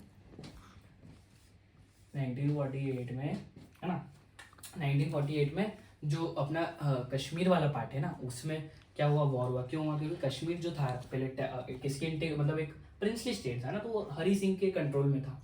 अब वो दोनों से नहीं जुड़ना चाहते थे, पर क्या हुआ, पाकिस्तान ने अपने इन्फिल्ट्रेटर भेजे, तो उसके कारण हरी सिंह ने इंडिया से हेल्प मांगी। ये सब अपन को पता है। तो इंडिया से हेल्प मांगी, तो इंडिया और पाकिस्तान के यहाँ पे वॉर हुआ। तो उसके कारण क्या हुआ, तो गाइस 1948 का इंडिया और पाकिस्तान का वॉर हुआ, सबको पता है इस वॉर के बारे में। तो इसमें क्या हुआ, थोड़ा बहुत जो पार्ट था इंडिया का कश्मीर वाला, वो पाकिस्तान में चल गया, जिसको अपन पॉपुलरली अभी बोलते हैं पाकिस्तान ऑक्यूपाइड कश्मीर। अपन बोलते हैं ना कि अपन को पीओके चाहिए, है ना। अपन कितनी बातें, अपने कितने बार स्लोगन्स आते हैं, अपने जो डिफेंस मिनिस्टर वो बोलते हैं कि हमको पीओके चाहिए। ठीक है, तो 1948 का वॉर हुआ। ठीक है, उसके बाद क्या हुआ, 1948 के वॉर के बाद इन दोनों कंट्रीज के बाद जो कश्मीर का कंट्रोल था इंडिया के पास आया, और थोड़ा बहुत जो पाकिस्तान के बाद पीओके। ये दोनों जो है, दोनों कंट्रीज की जो बॉर्डर है पाकिस्तान के पास, सॉरी कश्मीर में, वो डिवाइड है एक लाइन से। सबको पता है लाइन ऑफ कंट्रोल है ना, लाइन ऑफ कंट्रोल से डिवाइड है। और अपन को ये भी पता है कि अक्साई चीन और इंडिया की जो लाइन है वो लाइन ऑफ एक्चुअल कंट्रोल से क्या बोलते हैं वो है ना, लाइन ऑफ एक्चुअल कंट्रोल से डिवाइडेड है। तो वैसे इंडिया और पाकिस्तान का बॉर्डर लाइन ऑफ कंट्रोल से डिवाइडेड है। कहाँ पे? कश्मीर में। अब उसके बाद भी देखो 1948 में अपन ने कितनी बहुत सारी वॉर्स के बारे में पढ़ा। तो इंडिया, तो अपन को इंडिया के कॉन्फ्लिक्ट्स, पाकिस्तान के साथ अपन को बहुत सारे इंडिया के कॉन्फ्लिक्ट्स पता है कि 1948 का वॉर हुआ, फिर 1965 का वॉर हुआ, है ना, 1965 का वॉर, 1971 का वॉर तो अभी अपन ने पढ़ा बांग्लादेश वाले पार्ट में कि 1971 का वॉर हुआ इंडिया पाकिस्तान के बीच में, 1999 का वॉर हुआ इंडिया पाकिस्तान के बीच में। तो आप इससे ये चीज़ समझ सकते हो कि इंडिया और पाकिस्तान के रिलेशन बिल्कुल अच्छे नहीं है। इंडिया और पाकिस्तान की रिलेशनशिप बिल्कुल यहाँ पे अच्छी नहीं है ना। और भी बहुत सारी जगह जहाँ पे इनके कॉन्फ्लिक्ट अच्छे नहीं, जैसे कश्मीर एक बहुत बड़ा पार्ट है जो कॉन्फ्लिक्टिंग इशू है इंडिया और पाकिस्तान के बीच में। दूसरा क्या है, सियाचिन ग्लेशियर। सियाचिन ग्लेशियर का है लद्दाख में, आपको पता होगा ना सियाचिन ग्लेशियर क्या। अब जो पीओके है ना, मान लो ये वाला जो पार्ट है ये पीओके है, पीओके वाला पार्ट है, ठीक है। इससे बहुत ज़्यादा पास में यहाँ पर एक सियाचिन ग्लेशियर था, ये पीओके है, इसके बहुत ज़्यादा पास में यहाँ पे जो पॉइंट है ये है सियाचिन ग्लेशियर। अब पाकिस्तान इस पे भी कंट्रोल चाहता है, ठीक है, पाकिस्तान चाहता है। तो कॉन्फ्लिक्टिंग इशू, सियाचिन ग्लेशियर भी एक कॉन्फ्लिक्टिंग इशू है, ठीक है, सियाचिन भी एक कॉन्फ्लिक्टिंग इशू है अपने आप का। और भी बहुत सारे कॉन्फ्लिक्टिंग इशू कैसे, अब जब यहाँ पे हुआ है कि यहाँ पे आर्म्स रेस हुई, पता है क्या। अब दोनों कंट्रीज इंडिया और पाकिस्तान एक दूसरे से कम्पीट करने की कोशिश करी, इंडिया और पाकिस्तान ने, ठीक है। कैसे कम्पीट करने की कोशिश करी इंडिया और पाकिस्तान ने, कि आर्म्स के रेस पे, है ना। अपन इंडिया और पाकिस्तान ने किस हिसाब से कॉन्फ्लिक्ट करने की कोशिश करी, मतलब कंपटीशन करने की कोशिश करी, आर्म्स रेस, समझ रहे हो। आर्म्स रेस मतलब कौन ज़्यादा हथियार लाएगा, किसकी ज़्यादा जीडीपी होने वाली है ना। तो अपन उसकी बात कर रहे थे, किसकी बात कर रहे थे, आर्म्स रेस के बारे में कि आर्म्स रेस कैसे हुई, ठीक है। तो अपन आर्म्स रेस के बारे में बात कर रहे थे, तो आर्म्स रेस में सबसे पहली चीज़ क्या आएगी, न्यूक्लियर पावर। तो इंडिया ने जो न्यूक्लियर पावर कब सेट करा, 1999 में, और पाकिस्तान ने हाँ सॉरी 1988 में इंडिया ने क्या करा, पोखरण में अपन को सबको पता है कि न्यूक्लियर टेस्ट हुआ है ना, उसके कुछ समय बाद ही पाकिस्तान ने भी न्यूक्लियर टेस्ट करा। तो इस अपन को पता है कि इन दोनों के बीच में आर्म्स रेस थी, कैसे कि किसके पास ज़्यादा हथियार रहेंगे, किसकी जीडीपी ज़्यादा होगी, कौन ज़्यादा बेटर गवर्नमेंट होगा। वो तो ऑफकोर्स पता है कि इंडिया ज़्यादा अच्छा है पाकिस्तान से कई गुना, अभी करंट सिनेरियो में इंडिया कहाँ है और पाकिस्तान कहाँ है ना। पर उस टाइम आर्म्स रेस हुई, तो आर्म्स रेस में अब दोनों कंट्री के पास आगे न्यूक्लियर पावर। अब बताओ उससे क्या हुआ, चांसेस ऑफ कॉन्फ्लिक्ट थोड़े कम हुए। क्यों कॉन्फ्लिक्ट कम हुआ, आप मेरे से पूछिए क्यों कम हुए, तो आप मेरे को बताओ कि उन सामने हमारे पास न्यूक्लियर, अगर अपन ने उन पर हमला करा तो भाई अपन को डर है कि वो न्यूक्लियर ना मतलब न्यूक्लियर वॉरहेड्स का यूज़ नहीं कर ले। और जो सामने वाली कंट्री उसको भी डर है, मतलब इंडिया को डर है पाकिस्तान से कि पाकिस्तान न्यूक्लियर वॉरहेड्स यूज़ ना करे, पाकिस्तान को भी इंडिया से डर कि न्यूक्लियर वॉरहेड्स इंडिया यूज़ ना कर दे। अब पता है दोनों गवर्नमेंट स्टिल है ना, कॉन्फ्लिक्ट थोड़े कम हुए इंडिया 1999 के बाद में, सॉरी ना 1999 के बाद में, 1999 के बाद में यहाँ पे कॉन्फ्लिक्ट थोड़े कम हुए हैं। पर इसका मतलब ये नहीं है कि कॉन्फ्लिक्ट खत्म हो गए। इंडिया पाकिस्तान के कॉन्फ्लिक्ट अभी भी बहुत चल रहे हैं, अपन ने भी देखा ऑपरेशन सिंदूर है ना, बहुत रिसेंट एग्जाम्पल है। तो 1999 का कॉन्फ्लिक्ट होने के बाद अब क्या हुआ कि बहुत गवर्नमेंट अभी भी मतलब जो दोनों गवर्नमेंट है सस्पिशियस है एक दूसरे के लिए, है ना, कि एक दूसरे को ब्लेम करती है। जैसे अब इंडियन गवर्नमेंट क्यों ब्लेम करती है पाकिस्तान को, तो अपन सबको पता है कि जो टेररिस्ट लोग जो बार बार कश्मीर में हमला करते हैं वो कहाँ से आते हैं, पाकिस्तान से। तो ब्लेम करती है वो इंटरनेशनल ऑर्गेनाइजेशन में जाके कि पाकिस्तान बार बार हमारे यहाँ क्या भेज रहा है, टेररिस्ट भेज रहा है। भाई सबको पता है बात, ठीक है, टेररिस्ट भेज रहा है, ठीक है। फिर दूसरी बात क्या करती है इंडिया कि जो खालिस्तानी मूवमेंट हुआ था 1985 और 1985 में क्या हुआ था, खालिस्तानी मूवमेंट हुआ था, है ना, मतलब जो चाहते थे कि जो पंजाब का पार्ट है वो अलग हो जाए, किससे अलग हो जाए, इंडिया से अलग हो जाए। तो उसमें क्या करा था, पाकिस्तान ने फंड करा था। ऐसा किसका ब्लेम है, इंडियन गवर्नमेंट का, ठीक है, इंडियन गवर्नमेंट का ब्लेम है ना। फिर उसके बाद क्या हुआ, आईएसआई, इंडियन गवर्नमेंट का एक और ब्लेम है क्या है कि जो आईएसआई है ना, वो फंड करती है, किसको फंड करती है, anti India campaigns. Anti India campaigns मतलब जैसे खालिस्तानी कैंपेन्स और भी जो एंटी इंडिया कैंपेन्स होते हैं, है ना, जो इंडिया के खिलाफ होते हैं, उसको क्या करती है, क्या बोलते हैं, क्या सपोर्ट करती है, कौन सपोर्ट करती है, आईएसआई जैसे अपन ने अभी धुरंधर देखा ही है, वो अपन ने हमजा इन सब देखा है कि वो मेजर इकबाल, है ना, अपन ने मेजर इकबाल के बारे में पढ़ा, वो आईएसआई का लीडर था। तो आईएसआई क्या थी, वो इंडिया, अपन ने पढ़ा है ना कि वो उधर नेपाल से होते हुए चाहती थी पूरे इंडिया का जो इकोनॉमी वो खत्म हो जाए, वो चाहती थी कि पाकिस्तान में टेररिस्ट है। तो अपन ने ये बड़ा, अपन ने अभी धुरंधर की मूवियाँ देखी है ना। तो इसके बाद क्या हुआ, अब पाकिस्तान, इंडिया की गवर्नमेंट पाकिस्तान को ब्लेम करते हैं, पाकिस्तान की गवर्नमेंट इंडिया को ब्लेम करती है। क्यों इंडिया को ब्लेम करती है, क्योंकि इनका जो बलूचिस्तान वाला पार्ट है, अभी अपन ने आपने देखा होगा रहमान बलूच, है ना, रहमान बलूच कहाँ से आया है, बलूचिस्तान से, है ना, वो बलूचिस्तान से आया था। तो बलूचिस्तान के लोग हैं ना, वो पाकिस्तान से अलग होना चाहते हैं। तो वो इंडियन गवर्नमेंट को ब्लेम करता है, कौन ब्लेम करता है, पाकिस्तान की जो इंडियन गवर्नमेंट है ना, वो बार बार यहाँ पे ट्रबल करने की कोशिश कर रही है और बलूचिस्तान को सहारा देने की कोशिश कर रही है कि बलूचिस्तान अलग हो जाए, किससे अलग हो जाए, पाकिस्तान से। ये इन दोनों का था, है ना। अब अपार्ट ऑफ अपन ने किसी कश्मीर का कॉन्फ्लिक्ट पढ़ा, अपन ने आर्म रेस पढ़ा और एक दूसरे गवर्नमेंट की ब्लेम के बारे में पढ़ा। अब एक और दिक्कत यहाँ पे है, वो शायद क्या बोलते हैं, मिलिट्री या कश्मीर से भी कॉन्फ्लिक्ट से भी ज़्यादा बड़ी कॉन्फ्लिक्ट है, वो है वाटर कॉन्फ्लिक्ट। वाटर कॉन्फ्लिक्ट क्या कि जो इंडियन रिवर्स है वो पाकिस्तान आती है, अपन को पता है इंडस रिवर जो चाइना से ओरिजिनेट होकर इंडिया आती है और इंडिया से क्या बोलते हैं पाकिस्तान जाती है और पाकिस्तान से अरेबियन सी में जाती है, ठीक है। बहुत सारी रिवर्स जो ट्रिब्यूटरी है इंडस की, है ना, बहुत सारी रिवर्स जो इंडस रिवर की ट्रिब्यूटरी है। तो इनके बीच में बहुत कॉन्फ्लिक्ट था, ये मतलब धमकाने की कोशिश करते थे एक दूसरे को कि हम तुम्हारा पानी रोक देंगे, हम ये कर देंगे, ठीक है। तो क्या हुआ 1960 में, है ना, क्या हुआ यहाँ पे 1960 में 19, है ना, समझ रहा हूँ, 1960 में इंडस वाटर ट्रीटी हुई है, सबको पता है। अभी ऑपरेशन सिंदूर अपन ने पढ़ा था कि इंडस वाटर ट्रीटी हट चुकी है, सस्पेंड कर दिया इंडिया ने। तो ये 1960 में विद द हेल्प ऑफ, है ना, विद द हेल्प ऑफ क्या, वाटर ट्रीटी ऑर्गेनाइजेशन साइन हुई थी ना, किसके हेल्प में, वर्ल्ड बैंक के हेल्प में। वर्ल्ड बैंक ने इन दोनों को ऐसे मीडिएट। अब अपन इस टॉपिक के बारे में अपन ने जैसे बहुत सारी चीज़ें साउथ एशिया के अंदर अपन ने कवर कर ली है कि बहुत सारी कंट्रीज़ के बारे में अपन ने उनकी पॉलिटिकल हिस्ट्री के बारे में कवर करी, और अपन ने लास्ट टॉपिक में इंडिया का पाकिस्तान से कॉन्फ्लिक्ट्स भी देखा, है ना। अब अपन देखेंगे इंडिया और उसके अदर नेबर उनके रिलेशन क्या है। जैसे इंडिया का पाकिस्तान के साथ रिलेशन है, ये तो अपन ने पढ़ लिया। अब इंडिया का बांग्लादेश के साथ कैसा है, इंडिया का नेपाल के साथ रिलेशनशिप कैसा है, इंडिया का श्रीलंका के साथ रिलेशनशिप कैसा है, और इंडिया का मालदीव्स और भूटान के साथ कैसा रिलेशन है, अब इस वाले पार्ट में अपन वो पढ़ने वाले हैं कि इनका इंडिया का रिलेशन कैसा है ना। अब आती है अपन बांग्लादेश की बात। अब एक तो देखो भैया, बांग्लादेश को क्या बोलते हैं, इंडिपेंडेंस दिलाने में हमने उनकी हेल्प करी, तो भी बांग्लादेश और इंडिया के बीच में कुछ ऐसे एरियाज हैं जहाँ पे डिस्प्यूट्स है। कैसे एरिया, जो होता है शेयर ऑफ गंगा और ब्रह्मपुत्र रिवर। मतलब आपको पता है कि जो ब्रह्मपुत्र रिवर है ना, वो तिब्बत से होते हुए अरुणाचल प्रदेश है ना, ये मतलब मान लो तिब्बत है तो यहाँ से होते होते यहाँ पे जाती है। और जो बोलते गंगा रिवर है वो भी बांग्लादेश में आती है, ठीक है। ये यहाँ पे आकर बांग्लादेश पहुँच जाती है वो, ठीक है। बांग्लादेश पहुँच जाती है ना, समझ रहे हो ना आप, कि यहाँ पे बांग्लादेश पहुँच जाती है वो, ठीक है।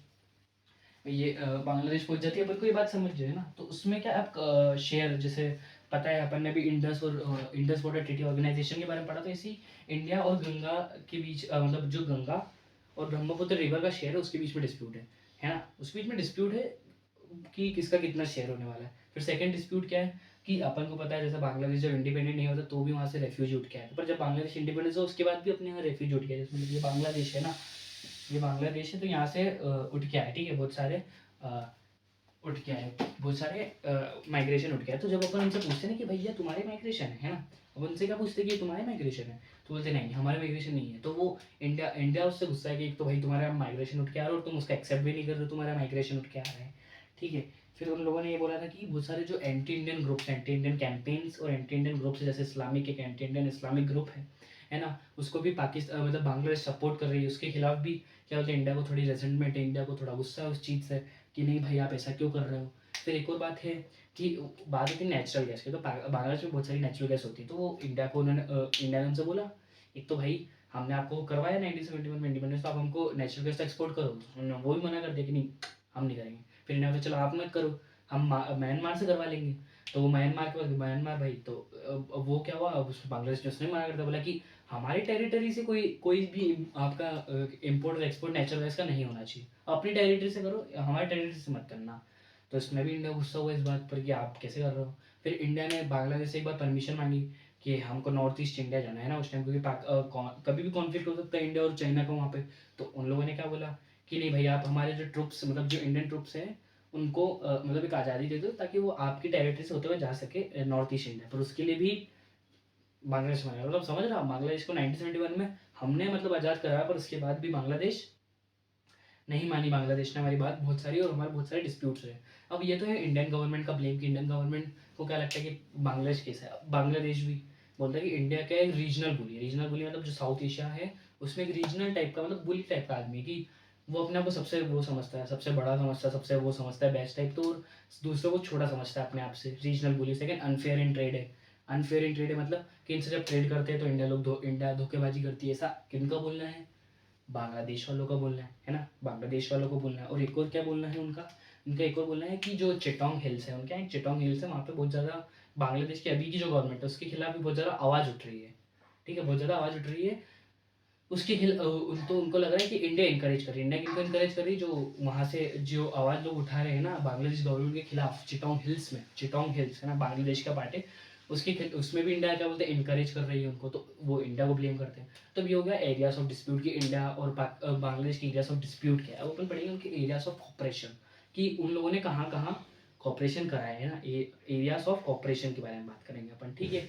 तो कॉपरेशन कहाँ कहाँ कराए इन लोगों ने, मतलब जो इंडिया की एक पॉलिसी है ईस्ट है ना, लुक ईस्ट पॉलिसी 2014 में उसने इंडिया ने बांग्लादेश को भी क्या करा, बांग्लादेश को क्या करा अब उस पॉलिसी के अंदर लाया। क्यों, क्योंकि उनको आशियान कंट्रीज, अपने पढ़ा होगा आप लोगों ने आशियान कंट्रीज के बारे में, आशियान कंट्रीज जो साउथ ईस्ट वाली कंट्रीज उनको बोलते हैं आशियान कंट्रीज। तो उनसे अपना कांटेक्ट रहे, तो अपन एक ट्रेड मतलब एक ट्रेड रूट बनाना चाहते हैं जिसमें अपन ने बांग्लादेश को भी ऐड रखा, ठीक है। फिर इंडिया और बांग्लादेश जो इन्वायरमेंटल डिग्रेडेशन और क्लाइमेट इश्यूज है उसमें भी साथ में रहते हैं। मतलब अगर इन लोगों के बीच में मतलब इन लोगों को साथ में सपोर्ट करते हैं और एक दूसरे की हेल्प करते हैं। कैसे हेल्प करते हैं, एक दूसरे की हेल्प करते हैं कि कहीं भी कोई ड्रॉट आए, कोई नेचुरल डिजास्टर आए तो उससे हेल्प कर सके। और जो नेचुरल डिग्रेडेशन वगैरह हो रहा है, सॉइल डिग्रेडेशन, उसके खिलाफ साथ में रहते हैं ना, मतलब साथ में उसको ओवरकम करना चाहते हैं। फिर एक और चीज़ है कि टेरिटोरियल इनक्लेव। अब टेरिटोरियल इनक्लेव का मतलब क्या होता है, तो टेरिटोरियल इनक्लेव का मतलब ऐसा होता है कि जैसे मान लो ये है बांग्लादेश, ये है इंडिया। तो इंडिया के जो कुछ एरिया ना यहाँ पे बांग्लादेश के लोग ज़्यादा रहते हैं, और बांग्लादेश का कुछ एरिया है जहाँ पे इंडिया के लोग ज़्यादा रहते हैं। तो इन लोगों ने एक्सचेंज कर लिया, बोला कि ये वाला पार्ट आप रख लो और ये वाला पार्ट इंडिया को दे दो, समझ रहा हूँ। ये वाला पार्ट आप रख लो, ये वाला पार्ट इंडिया को दे दो, ऐसा इन लोगों का बोलना था, है ना। मतलब ऐसा इन लोगों ने बहुत सारे, मतलब मान लो टेरिटोरियल इनक्लेव, मतलब जो टेरिटरीज शेयर करें इन लोगों ने, कि यहाँ पे आपके लोग ज़्यादा रह रहे हैं तो आप यारी टेरिटरी रख लो, यहाँ पे हमारे लोग ज़्यादा रह रहे हैं तो हमको हमको यारी टेरिटरी दे दो, टेरिटोरियल इनक्लेव। और बहुत सारे ऐसे एरियाज हैं जहाँ पे इन लोगों ने कॉपरेट करा, despite being the dispute between this two countries, both the countries, मतलब बोथ द कंट्रीज को पता है कि इन दोनों को एक दूसरे की नीड है, तो इसलिए बहुत सारे एरियाज जो है कॉन्फ्लिक्ट से हटे हैं, है ना। मतलब समझ रहे हो आप? बहुत सारे एरियाज कॉन्फ्लिक्ट के होने के बाद इंडिया और पाकिस्तान, इंडिया और बांग्लादेश के जितने सारे डिस्प्यूट है तो भी एक पीस पीस और स्टेबिलिटी है इन दोनों के रिलेशन के बारे में, ठीक है। तो अब ये अपन ने किसके बारे में पढ़ा? बांग्लादेश के बारे में, ठीक है। ये अपन ने पढ़ा बांग्लादेश। अब अपन बात करेंगे नेपाल के बारे में, ठीक है। अपन किसके बारे में बात करेंगे? अपन बात करेंगे नेपाल के बारे में। तो आप मेरे को बताओ कि सबको पता है कि अगर अपन इंडिया से अगर नेपाल जाए तो अपने को वहाँ पे वीज़ा की कोई ज़रूरत नहीं, मतलब बिना वीज़ा भी अपनी एंट्री है ना। इंडिया से पाकिस्तान मतलब इंडिया से नेपाल जाने में हमारे बिना वीज़ा की एंट्री है। तो समझ लो, मतलब समझ लो इंडिया और नेपाल के रिलेशन तो भी अच्छा है दूसरे से, क्योंकि यहाँ पे वीज़ा लगा, अगर आपको एक दूसरी कंट्रीज में एक्सचेंज करना है, मतलब जाना है इधर उधर, तो आपको वीज़ा देने की कोई ज़रूरत है ही नहीं, समझ रहे हो। तो यहाँ पे मतलब एक स्पेशल रिलेशन दोनों शेयर करते हैं। पर उसके उसके बाद भी बावजूद भी यहाँ पे थोड़े बहुत ब्लेम जो हमारी गवर्नमेंट उन पे लगाती है और थोड़े बहुत ब्लेम जो उनकी गवर्नमेंट हम पे लगाती है। मतलब थोड़े बहुत एरिया से डिस्प्यूट, कैसे एरिया से ट्रेडिंग रिलेटेड डिस्प्यूट, कि हाँ भाई ट्रेड में अनफेयर हुए आप दोनों या कोई है ना। फिर दूसरा ये है कि अपन ने पढ़ा था, जब अपन नेपाल की बात करें, अपन ने पढ़ा माओइस्ट के बारे में। किस बारे में? माओइस्ट के बारे में। तो माओइस्ट लोग होते टाइप ऑफ टेररिस्ट थे जो मार धाड़ पे विचार करते। तो जो माओइस्ट लोग जो इन्फ्लुएंस जब उनका नेपाल में फैला, तो उसी टाइम नक्सलाइट, अपन ने पढ़ा नक्सलवाद लोग जो इंडिया के खिलाफ है ना, जो इंडिया इंडिया के खिलाफ है, इंडियन गवर्नमेंट के खिलाफ है, नक्सलवाद लोग, उसको राइज दिया। किसने राइज दिया? क्योंकि माओइस्ट लोग बढ़े, माओइस्ट लोगों का इन्फ्लुएंस बढ़ा, तो उसके कारण इंडिया में जो नक्सलाइट्स लोग थे उनका भी इन्फ्लुएंस बढ़ गया। तो गवर्नमेंट ब्लेम करती है भैया आपके यहाँ ये हुआ तो इसका हमारे यहाँ पे ये हो रहा है। और उसके कारण क्या हो रहा है? क्या हो रहा है उसके कारण? कि इंडिया की सिक्योरिटी पे थ्रेट पहुंच रहा है ना। तो उन लोगों ने मतलब उनको ब्लेम करा कि यार ये तो गलत चीज़ हो रही है हमारे साथ, हमारे नक्सलाइट्स जो है राइज कर रहे हैं, हमारे यहाँ जो नक्सल लोग हैं वो बहुत ज़्यादा राइज कर रहे हैं, ठीक है। समझ आया आपको कि ये इंडियन इंडियन जो बहुत सारे इंडियन मिलिट्री ग्रुप से और जो अपना है ना, बहुत सारे रॉ वगैरह, उन लोगों ने सब ब्लेम डाला है किस पे? नेपाल पे। कि आपके सपोर्ट माओइस्ट और टेररिस्ट ग्रुप को सपोर्ट करने का, नॉट टेररिस्ट वर्ड हम बोल सकते हैं, हाँ लड़ाके ग्रुप, उनको सपोर्ट करने का हमारे यहाँ भी नक्सलाइट्स लोग और टाइप ऑफ टेररिस्ट लोग बढ़ रहे हैं, है ना। फिर दूसरी बात क्या बोली है कि लोग अनफेयर होते हैं ट्रेड में, ठीक है। ठीक है, अनफेयर अनफेयर है नेपाली गवर्नमेंट ट्रेड में, है ना, नेपाली गवर्नमेंट ट्रेडिंग में। अब हमारी गवर्नमेंट मतलब अपन की गवर्नमेंट ने क्या ब्लेम करा, अपन ने ये पढ़ लिया। अब उनकी गवर्नमेंट अपन पे ब्लेम क्या करा कि भैया देखो, उनको ये लगा कि इंडिया इंटरवीन कर रहा है उनके इसमें, है ना। उनको अब हर बार ये बात थोड़ा लगता है डर कि इंडिया बार बार उनके फॉरेन अफेयर्स में इंटरवीन कर रहा है। जैसे अपन अपने बहुत सारे गवर्नमेंट है जिसमें अपन फॉरेन अफेयर्स में इंटरवीन कर रहे हैं, ठीक है ना। फॉरेन गवर्नमेंट इंटरवीन कर रहे हैं ऐसा लोगों को लगता है। तो नेपाल को भी लगा कि आप इंटरवीन कर रहे हो। फिर पता है नेपाल और जहाँ जहाँ पे इनका बॉर्डर है नेपाल और इंडिया का, तो नेपाल गवर्नमेंट ने ये बोला कि हमारी रिवर्स पे जो इनकी नेपाल की रिवर्स है उस पर एक्सटेंसिव डैम प्रोजेक्ट्स बना रही। कौन बना रही? इंडिया। ऐसा इनका बोलना सिंपल है कि हमारे हमारे क्या ब्लेम से हमारी गवर्नमेंट ने क्या ब्लेम नेपाल पे डाले, नेपाल गवर्नमेंट ने हमारे पे क्या ब्लेम डाले। अब क्या है, नेपाल एक land lock country, land lock मतलब एक भी जगह उनके यहाँ सी नहीं है। और जब उनको सी पे जाना है, तो मान लो ये नेपाल है ना, तो यहाँ पे अपना ईस्ट वाला पार्ट है, ठीक है। तो उसको यहाँ से यहाँ क्रॉस करना है, तो जब जाके वो सी पहुंचेगा। तो इंडिया उनका ईजी एक्सेस नहीं देता, ऐसा उनका ब्लेम है कि हमको सी एक्सेस चाहिए। पर इंडिया बहुत उसमें नानाकानी करता है, बहुत ज़्यादा कम करता है कि वो नहीं देना चाहता है ना, समझ रहे हो, बहुत डिफिकल्ट से देता है। तो ये इन दोनों के बीच में कॉन्फ्लिक्ट है। बट स्टिल आफ्टर इन दोनों के कॉन्फ्लिक्ट होने के बावजूद भी, क्योंकि इनके बीच में ट्रेड रिलेशन तो भी है ना, तो इनके जो रिलेशन है बहुत स्टेबल है और अच्छे रिलेशन। मतलब कोई ऐसा मारधाड़ वाला कॉन्फ्लिक्ट या मारधाड़ मतलब इन द सेंस कोई वॉयलेंट कॉन्फ्लिक्ट इन दोनों कंट्रीज के बीच में नहीं है ना। अब इंडिया और श्रीलंका, तो देखो श्रीलंका में तो अपन ने पढ़ा ही है कि श्रीलंकन तमिल्स से अपन ने पढ़ा है ना, अभी याद करके आया अपन श्रीलंकन तमिल्स के बारे में। तो इंडियन गवर्नमेंट ने 1987 में इंटर ट्रूप्स भेजे थे, पर वो वापस ले आए थे 1989 में। तो तब से इंडिया ने बोला कि भैया आप अपना संभालो, हम हमारा संभालेंगे, राम राम, है ना। तो इंडिया ने वीजा विज पॉलिसी फॉलो करी। वीजा विज पॉलिसी मतलब उनके इंटरनल अफेयर से हम दूर रहेंगे। अब हम उनके इंटरनल अफेयर्स में इंटरवीन बिल्कुल नहीं करेंगे, ठीक है। पर इंटरवीन नहीं करेंगे, ये था। अब दूसरा क्या है, इन दोनों के बीच में एफटीए साइन हुआ है। एफटीए साइन हुआ है इन दोनों के बीच में, है ना। इन दोनों के बीच में, किसमें? श्रीलंका और इंडिया के बीच में एफटीए। एफटीए क्या होता है? फ्री ट्रेड एग्रीमेंट, कि आप भी हमारे आगे ट्रेड करो फ्री में, आपको कोई एक्सपोर्ट इम्पोर्ट ड्यूटी मतलब ड्यूटीज कम लगेगी। आप हम आपके यहाँ आएंगे तो आप भी हम पे ड्यूटी मत लगाना। तो ये इंडिया और पाकिस्तान मतलब इंडिया और श्रीलंका की रिलेशनशिप भी बहुत अच्छी है ना, मतलब वो इतनी खराब रिलेशन नहीं है, एक ही दो जगह पे जहाँ पे थोड़ा बहुत इफेक्ट पड़ता है रिलेशनशिप का, बाकी तो इंडिया और नेपाल का, सॉरी इंडिया और श्रीलंका का रिलेशन बहुत अच्छा है, मतलब अच्छा रिलेशन, ठीक है। अब इंडिया का रिलेशनशिप विद भूटान, तो इंडिया और भूटान एक ऐसी कंट्री है ना, भूटान भूटान एक ऐसी कंट्री है, ठीक है, भूटान एक ऐसी कंट्री है कि भूटान एक स्पेशल कंट्री है जिससे आज तक हमारा कोई कॉन्फ्लिक्ट नहीं हुआ है। क्यों कॉन्फ्लिक्ट नहीं हुआ कि जो भूटानीज गवर्नमेंट है ना, अपन ने पढ़ा है कि जो भूटान की गवर्नमेंट है उसने क्या पता है इंडिया की हेल्प करी, कब हेल्प करी, मतलब सॉरी भूटान में मोनार्की है तो मोनार्की ने हमारी क्या हेल्प करी है कि जो एंटी इंडियन कैंपेन्स है जो उनके टेरिटरी से हमारे यहाँ ऑपरेट हो रहे थे, तो उन्होंने वो खत्म कर दिए कि नहीं भाई इंडिया हमारा दोस्त है, आप यहाँ पे कोई एंटी इंडियन कैंपेन्स नहीं कर सकते, तो उन्होंने वो एज खत्म कर दिया। उसके लिए इंडिया बहुत खुश हुआ उनसे कि हाँ यार थैंक यू, ठीक है, ऐसा थैंक यू टाइप। फिर उसके बाद ये है कि इंडिया और इनके बीच में ट्रेड रिलेशन भी बहुत अच्छे है, बहुत सारे गुड जो इंडिया से इम्पोर्ट होता है, मतलब वो इम्पोर्ट करते हैं, कौन इम्पोर्ट करते हैं, बांग्लादेश लोग है ना, बांग्लादेश गवर्नमेंट का मतलब बांग्ला सॉरी सॉरी कौन, भूटान है ना, भूटान समझ रहे हो। उसके बाद क्या हुआ, भूटान यहाँ पे बहुत सारे मैसिव इलेक्ट्रिसिटी प्रोजेक्ट्स है जो इंडिया ने इस्टेब्लिश कर रखे हैं ताकि इलेक्ट्रिसिटी इंडिया में आए और इलेक्ट्रिसिटी इनके यहाँ भी बढ़े और थोड़ा बहुत अच्छा रहे, है ना। तो इन दोनों की रिलेशनशिप ओवरऑल बहुत अच्छे रिलेशन है इंडिया और किसके बीच में, इंडिया और इंडिया और भूटान है ना, इंडिया और भूटान के बीच में बहुत अच्छे रिलेशनशिप है। अब बात आती मालदीव है ना, अपन ने बोला कि अपन साउथ एशियन कंट्री से बात करें तो एक मालदीव भी कंट्री है। अब पता है आपको क्या हुआ था 1968 में, क्या हुआ वो अलग हुए है ना, 1968 में वो अलग हुए, फिर उसके बाद प्रेसिडेंटल फॉर्म ऑफ सिस्टम उन लोगों ने अडॉप्ट किया, अपने पढ़ा था कि उन्होंने presidential form of system appoint करा, पर क्या हुआ उसके बाद उन लोगों ने प्रेसिडेंटल फॉर्म ऑफ सिस्टम भी हटाया और अभी वहाँ पे क्या है मालदीवियन डेमोक्रेटिक पार्टी, मतलब वहाँ पे एरा ऑफ क्या आया, कौन सा एरा है वहाँ पे अभी बताओ, वहाँ पे कौन सा एरा है, मल्टी पार्टी डेमोक्रेसी वाला एरा है ना। तो क्या हुआ 1988 में ना, 1988 है ना, ये देख रहे हो आप 1988 में वहाँ पे क्या था, वहाँ पे क्या था 1988 में, आप बताओ मेरे को। वहाँ पे 1988 में पता क्या हुआ था, मालदीव्स में तमिल मिशनरीज आए थे, मतलब आप समझ रहे हो LTTE ग्रुप जो अपन ने पढ़ा था, वहाँ से तमिल जो लड़ाके लोग थे वहाँ के, जो टेररिस्ट टाइप ग्रुप थे, वो मालदीव्स को इन्वेट कर गए। तो मालदीव्स बोला भैया हम तो कुछ कर नहीं पाएंगे इनके खिलाफ, ये स्ट्रांग है, तो उन्होंने इंडिया से हेल्प मांगी, तो इंडिया गया और उनकी हेल्प करके आया, ठीक है। तो इंडिया और मालदीव की रिलेशनशिप भी अभी अच्छा था, अभी थोड़े खराब हो गए थे बीच में जब मालदीव थोड़ा चाइना की जगह झुक गया था, तो थोड़ी रिलेशनशिप खराब हुए थे ना, सबको पता है ये तो। फिर वो लक्षद्वीप की बात मोदी जी ने छेड़ी थी कि हाँ लक्षद्वीप जाओ, मालदीव में क्या रखा है, ऐसी बात है अपन को पता है। तो मालदीव और इंडिया की रिलेशनशिप भी अच्छे हैं, और मालदीव का जो टूरिज्म है उसमें इंडिया का एक बड़ा शेयर है कि इंडियन लोग वहाँ पे बहुत ज़्यादा टूरिज्म करते हैं, बहुत ज़्यादा टूरिस्ट हैं इंडिया के वहाँ पे, तो इन दोनों का रिलेशनशिप भी अच्छा है। अब बात आती है कि साउथ एशियन कंट्रीज, अब साउथ एशियन कंट्रीज में ऐसा तो नहीं हुआ कि सिर्फ इंडिया और इंडिया के ही दूसरे से क्या बोलते रिलेशन डिस्प्यूट्स वगैरह होंगे, है ना।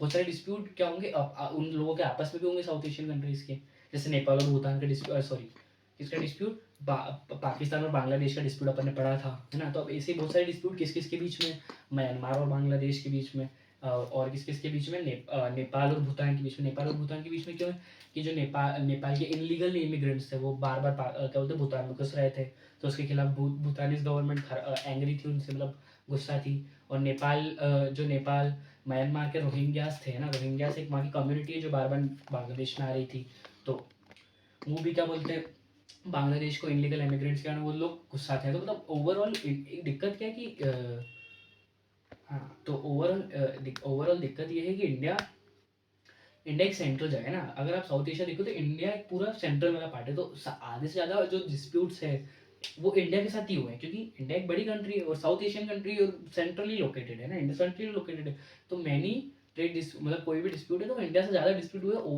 दूसरी कंट्री से डिस्प्यूट होने का कारण कम कम है, पर इंडिया से डिस्प्यूट ज़्यादा है क्योंकि इंडिया सबसे बॉर्डर शेयर करती है, लगभग सबसे, मालदीव के अलावा लगभग शायद सबसे ये लोग बॉर्डर शेयर करते हैं ना, मालदीव और श्रीलंका से भी कम, बाकी तो सबसे बॉर्डर शेयर करते हैं, तो कुछ ना कुछ यहाँ पे इश्यूज रहते हैं, और क्योंकि ये सेंट्रली लोकेटेड है और इंडिया डोमिनेंट है क्योंकि इंडिया की GDP बहुत अच्छी है, तो इंडिया से ज़्यादातर डिस्प्यूट जो होते हैं वो इंडिया से ही होते हैं इन कंट्रीज़ के, रेदर देन आप दूसरे में इनके जो इंटरेस्ट है वो थोड़े कम है, मतलब डिस्प्यूट्स कम है, पर डिस्प्यूट्स बहुत ज़्यादा है इन लोगों के, है ना, इन लोगों के डिस्प्यूट्स कितने हैं, बहुत ज़्यादा डिस्प्यूट्स है इंडिया से, बाकी दूसरी मतलब एक दूसरे से इन लोगों के डिस्प्यूट्स थोड़े कम है, ठीक। अब अपन बात करते हैं पीस एंड कॉपरेशन। अब ऐसा तो नहीं है यार, मतलब मैं पीस एंड कॉपरेशन चैप्टर का आखिरी टॉपिक कि ऐसा तो नहीं है कि हर टाइम लड़ते होंगे, इंडिया और पाकिस्तान हर टाइम लड़ रहे हैं, या इंडिया और बांग्लादेश हर टाइम लड़ रहे हैं। ये सारी कंट्रीज, जैसे आशियन कंट्रीज अपन ने पढ़ा था कि उनका एक आशियन ग्रुप, ऐसा ग्रुप क्या पता इंडिया में बना है, मतलब ऐसा ग्रुप कहीं बना है, ऐसा ग्रुप कहीं बना है। तो हाँ, ऐसा ग्रुप पीस और कॉपरेशन लाने के लिए साउथ एशियन रीजन में, है ना, एक ग्रुप बना था। कब कब वो ग्रुप बना था? वो ग्रुप बना था 1985 में। कौन सा ग्रुप था? SAARC,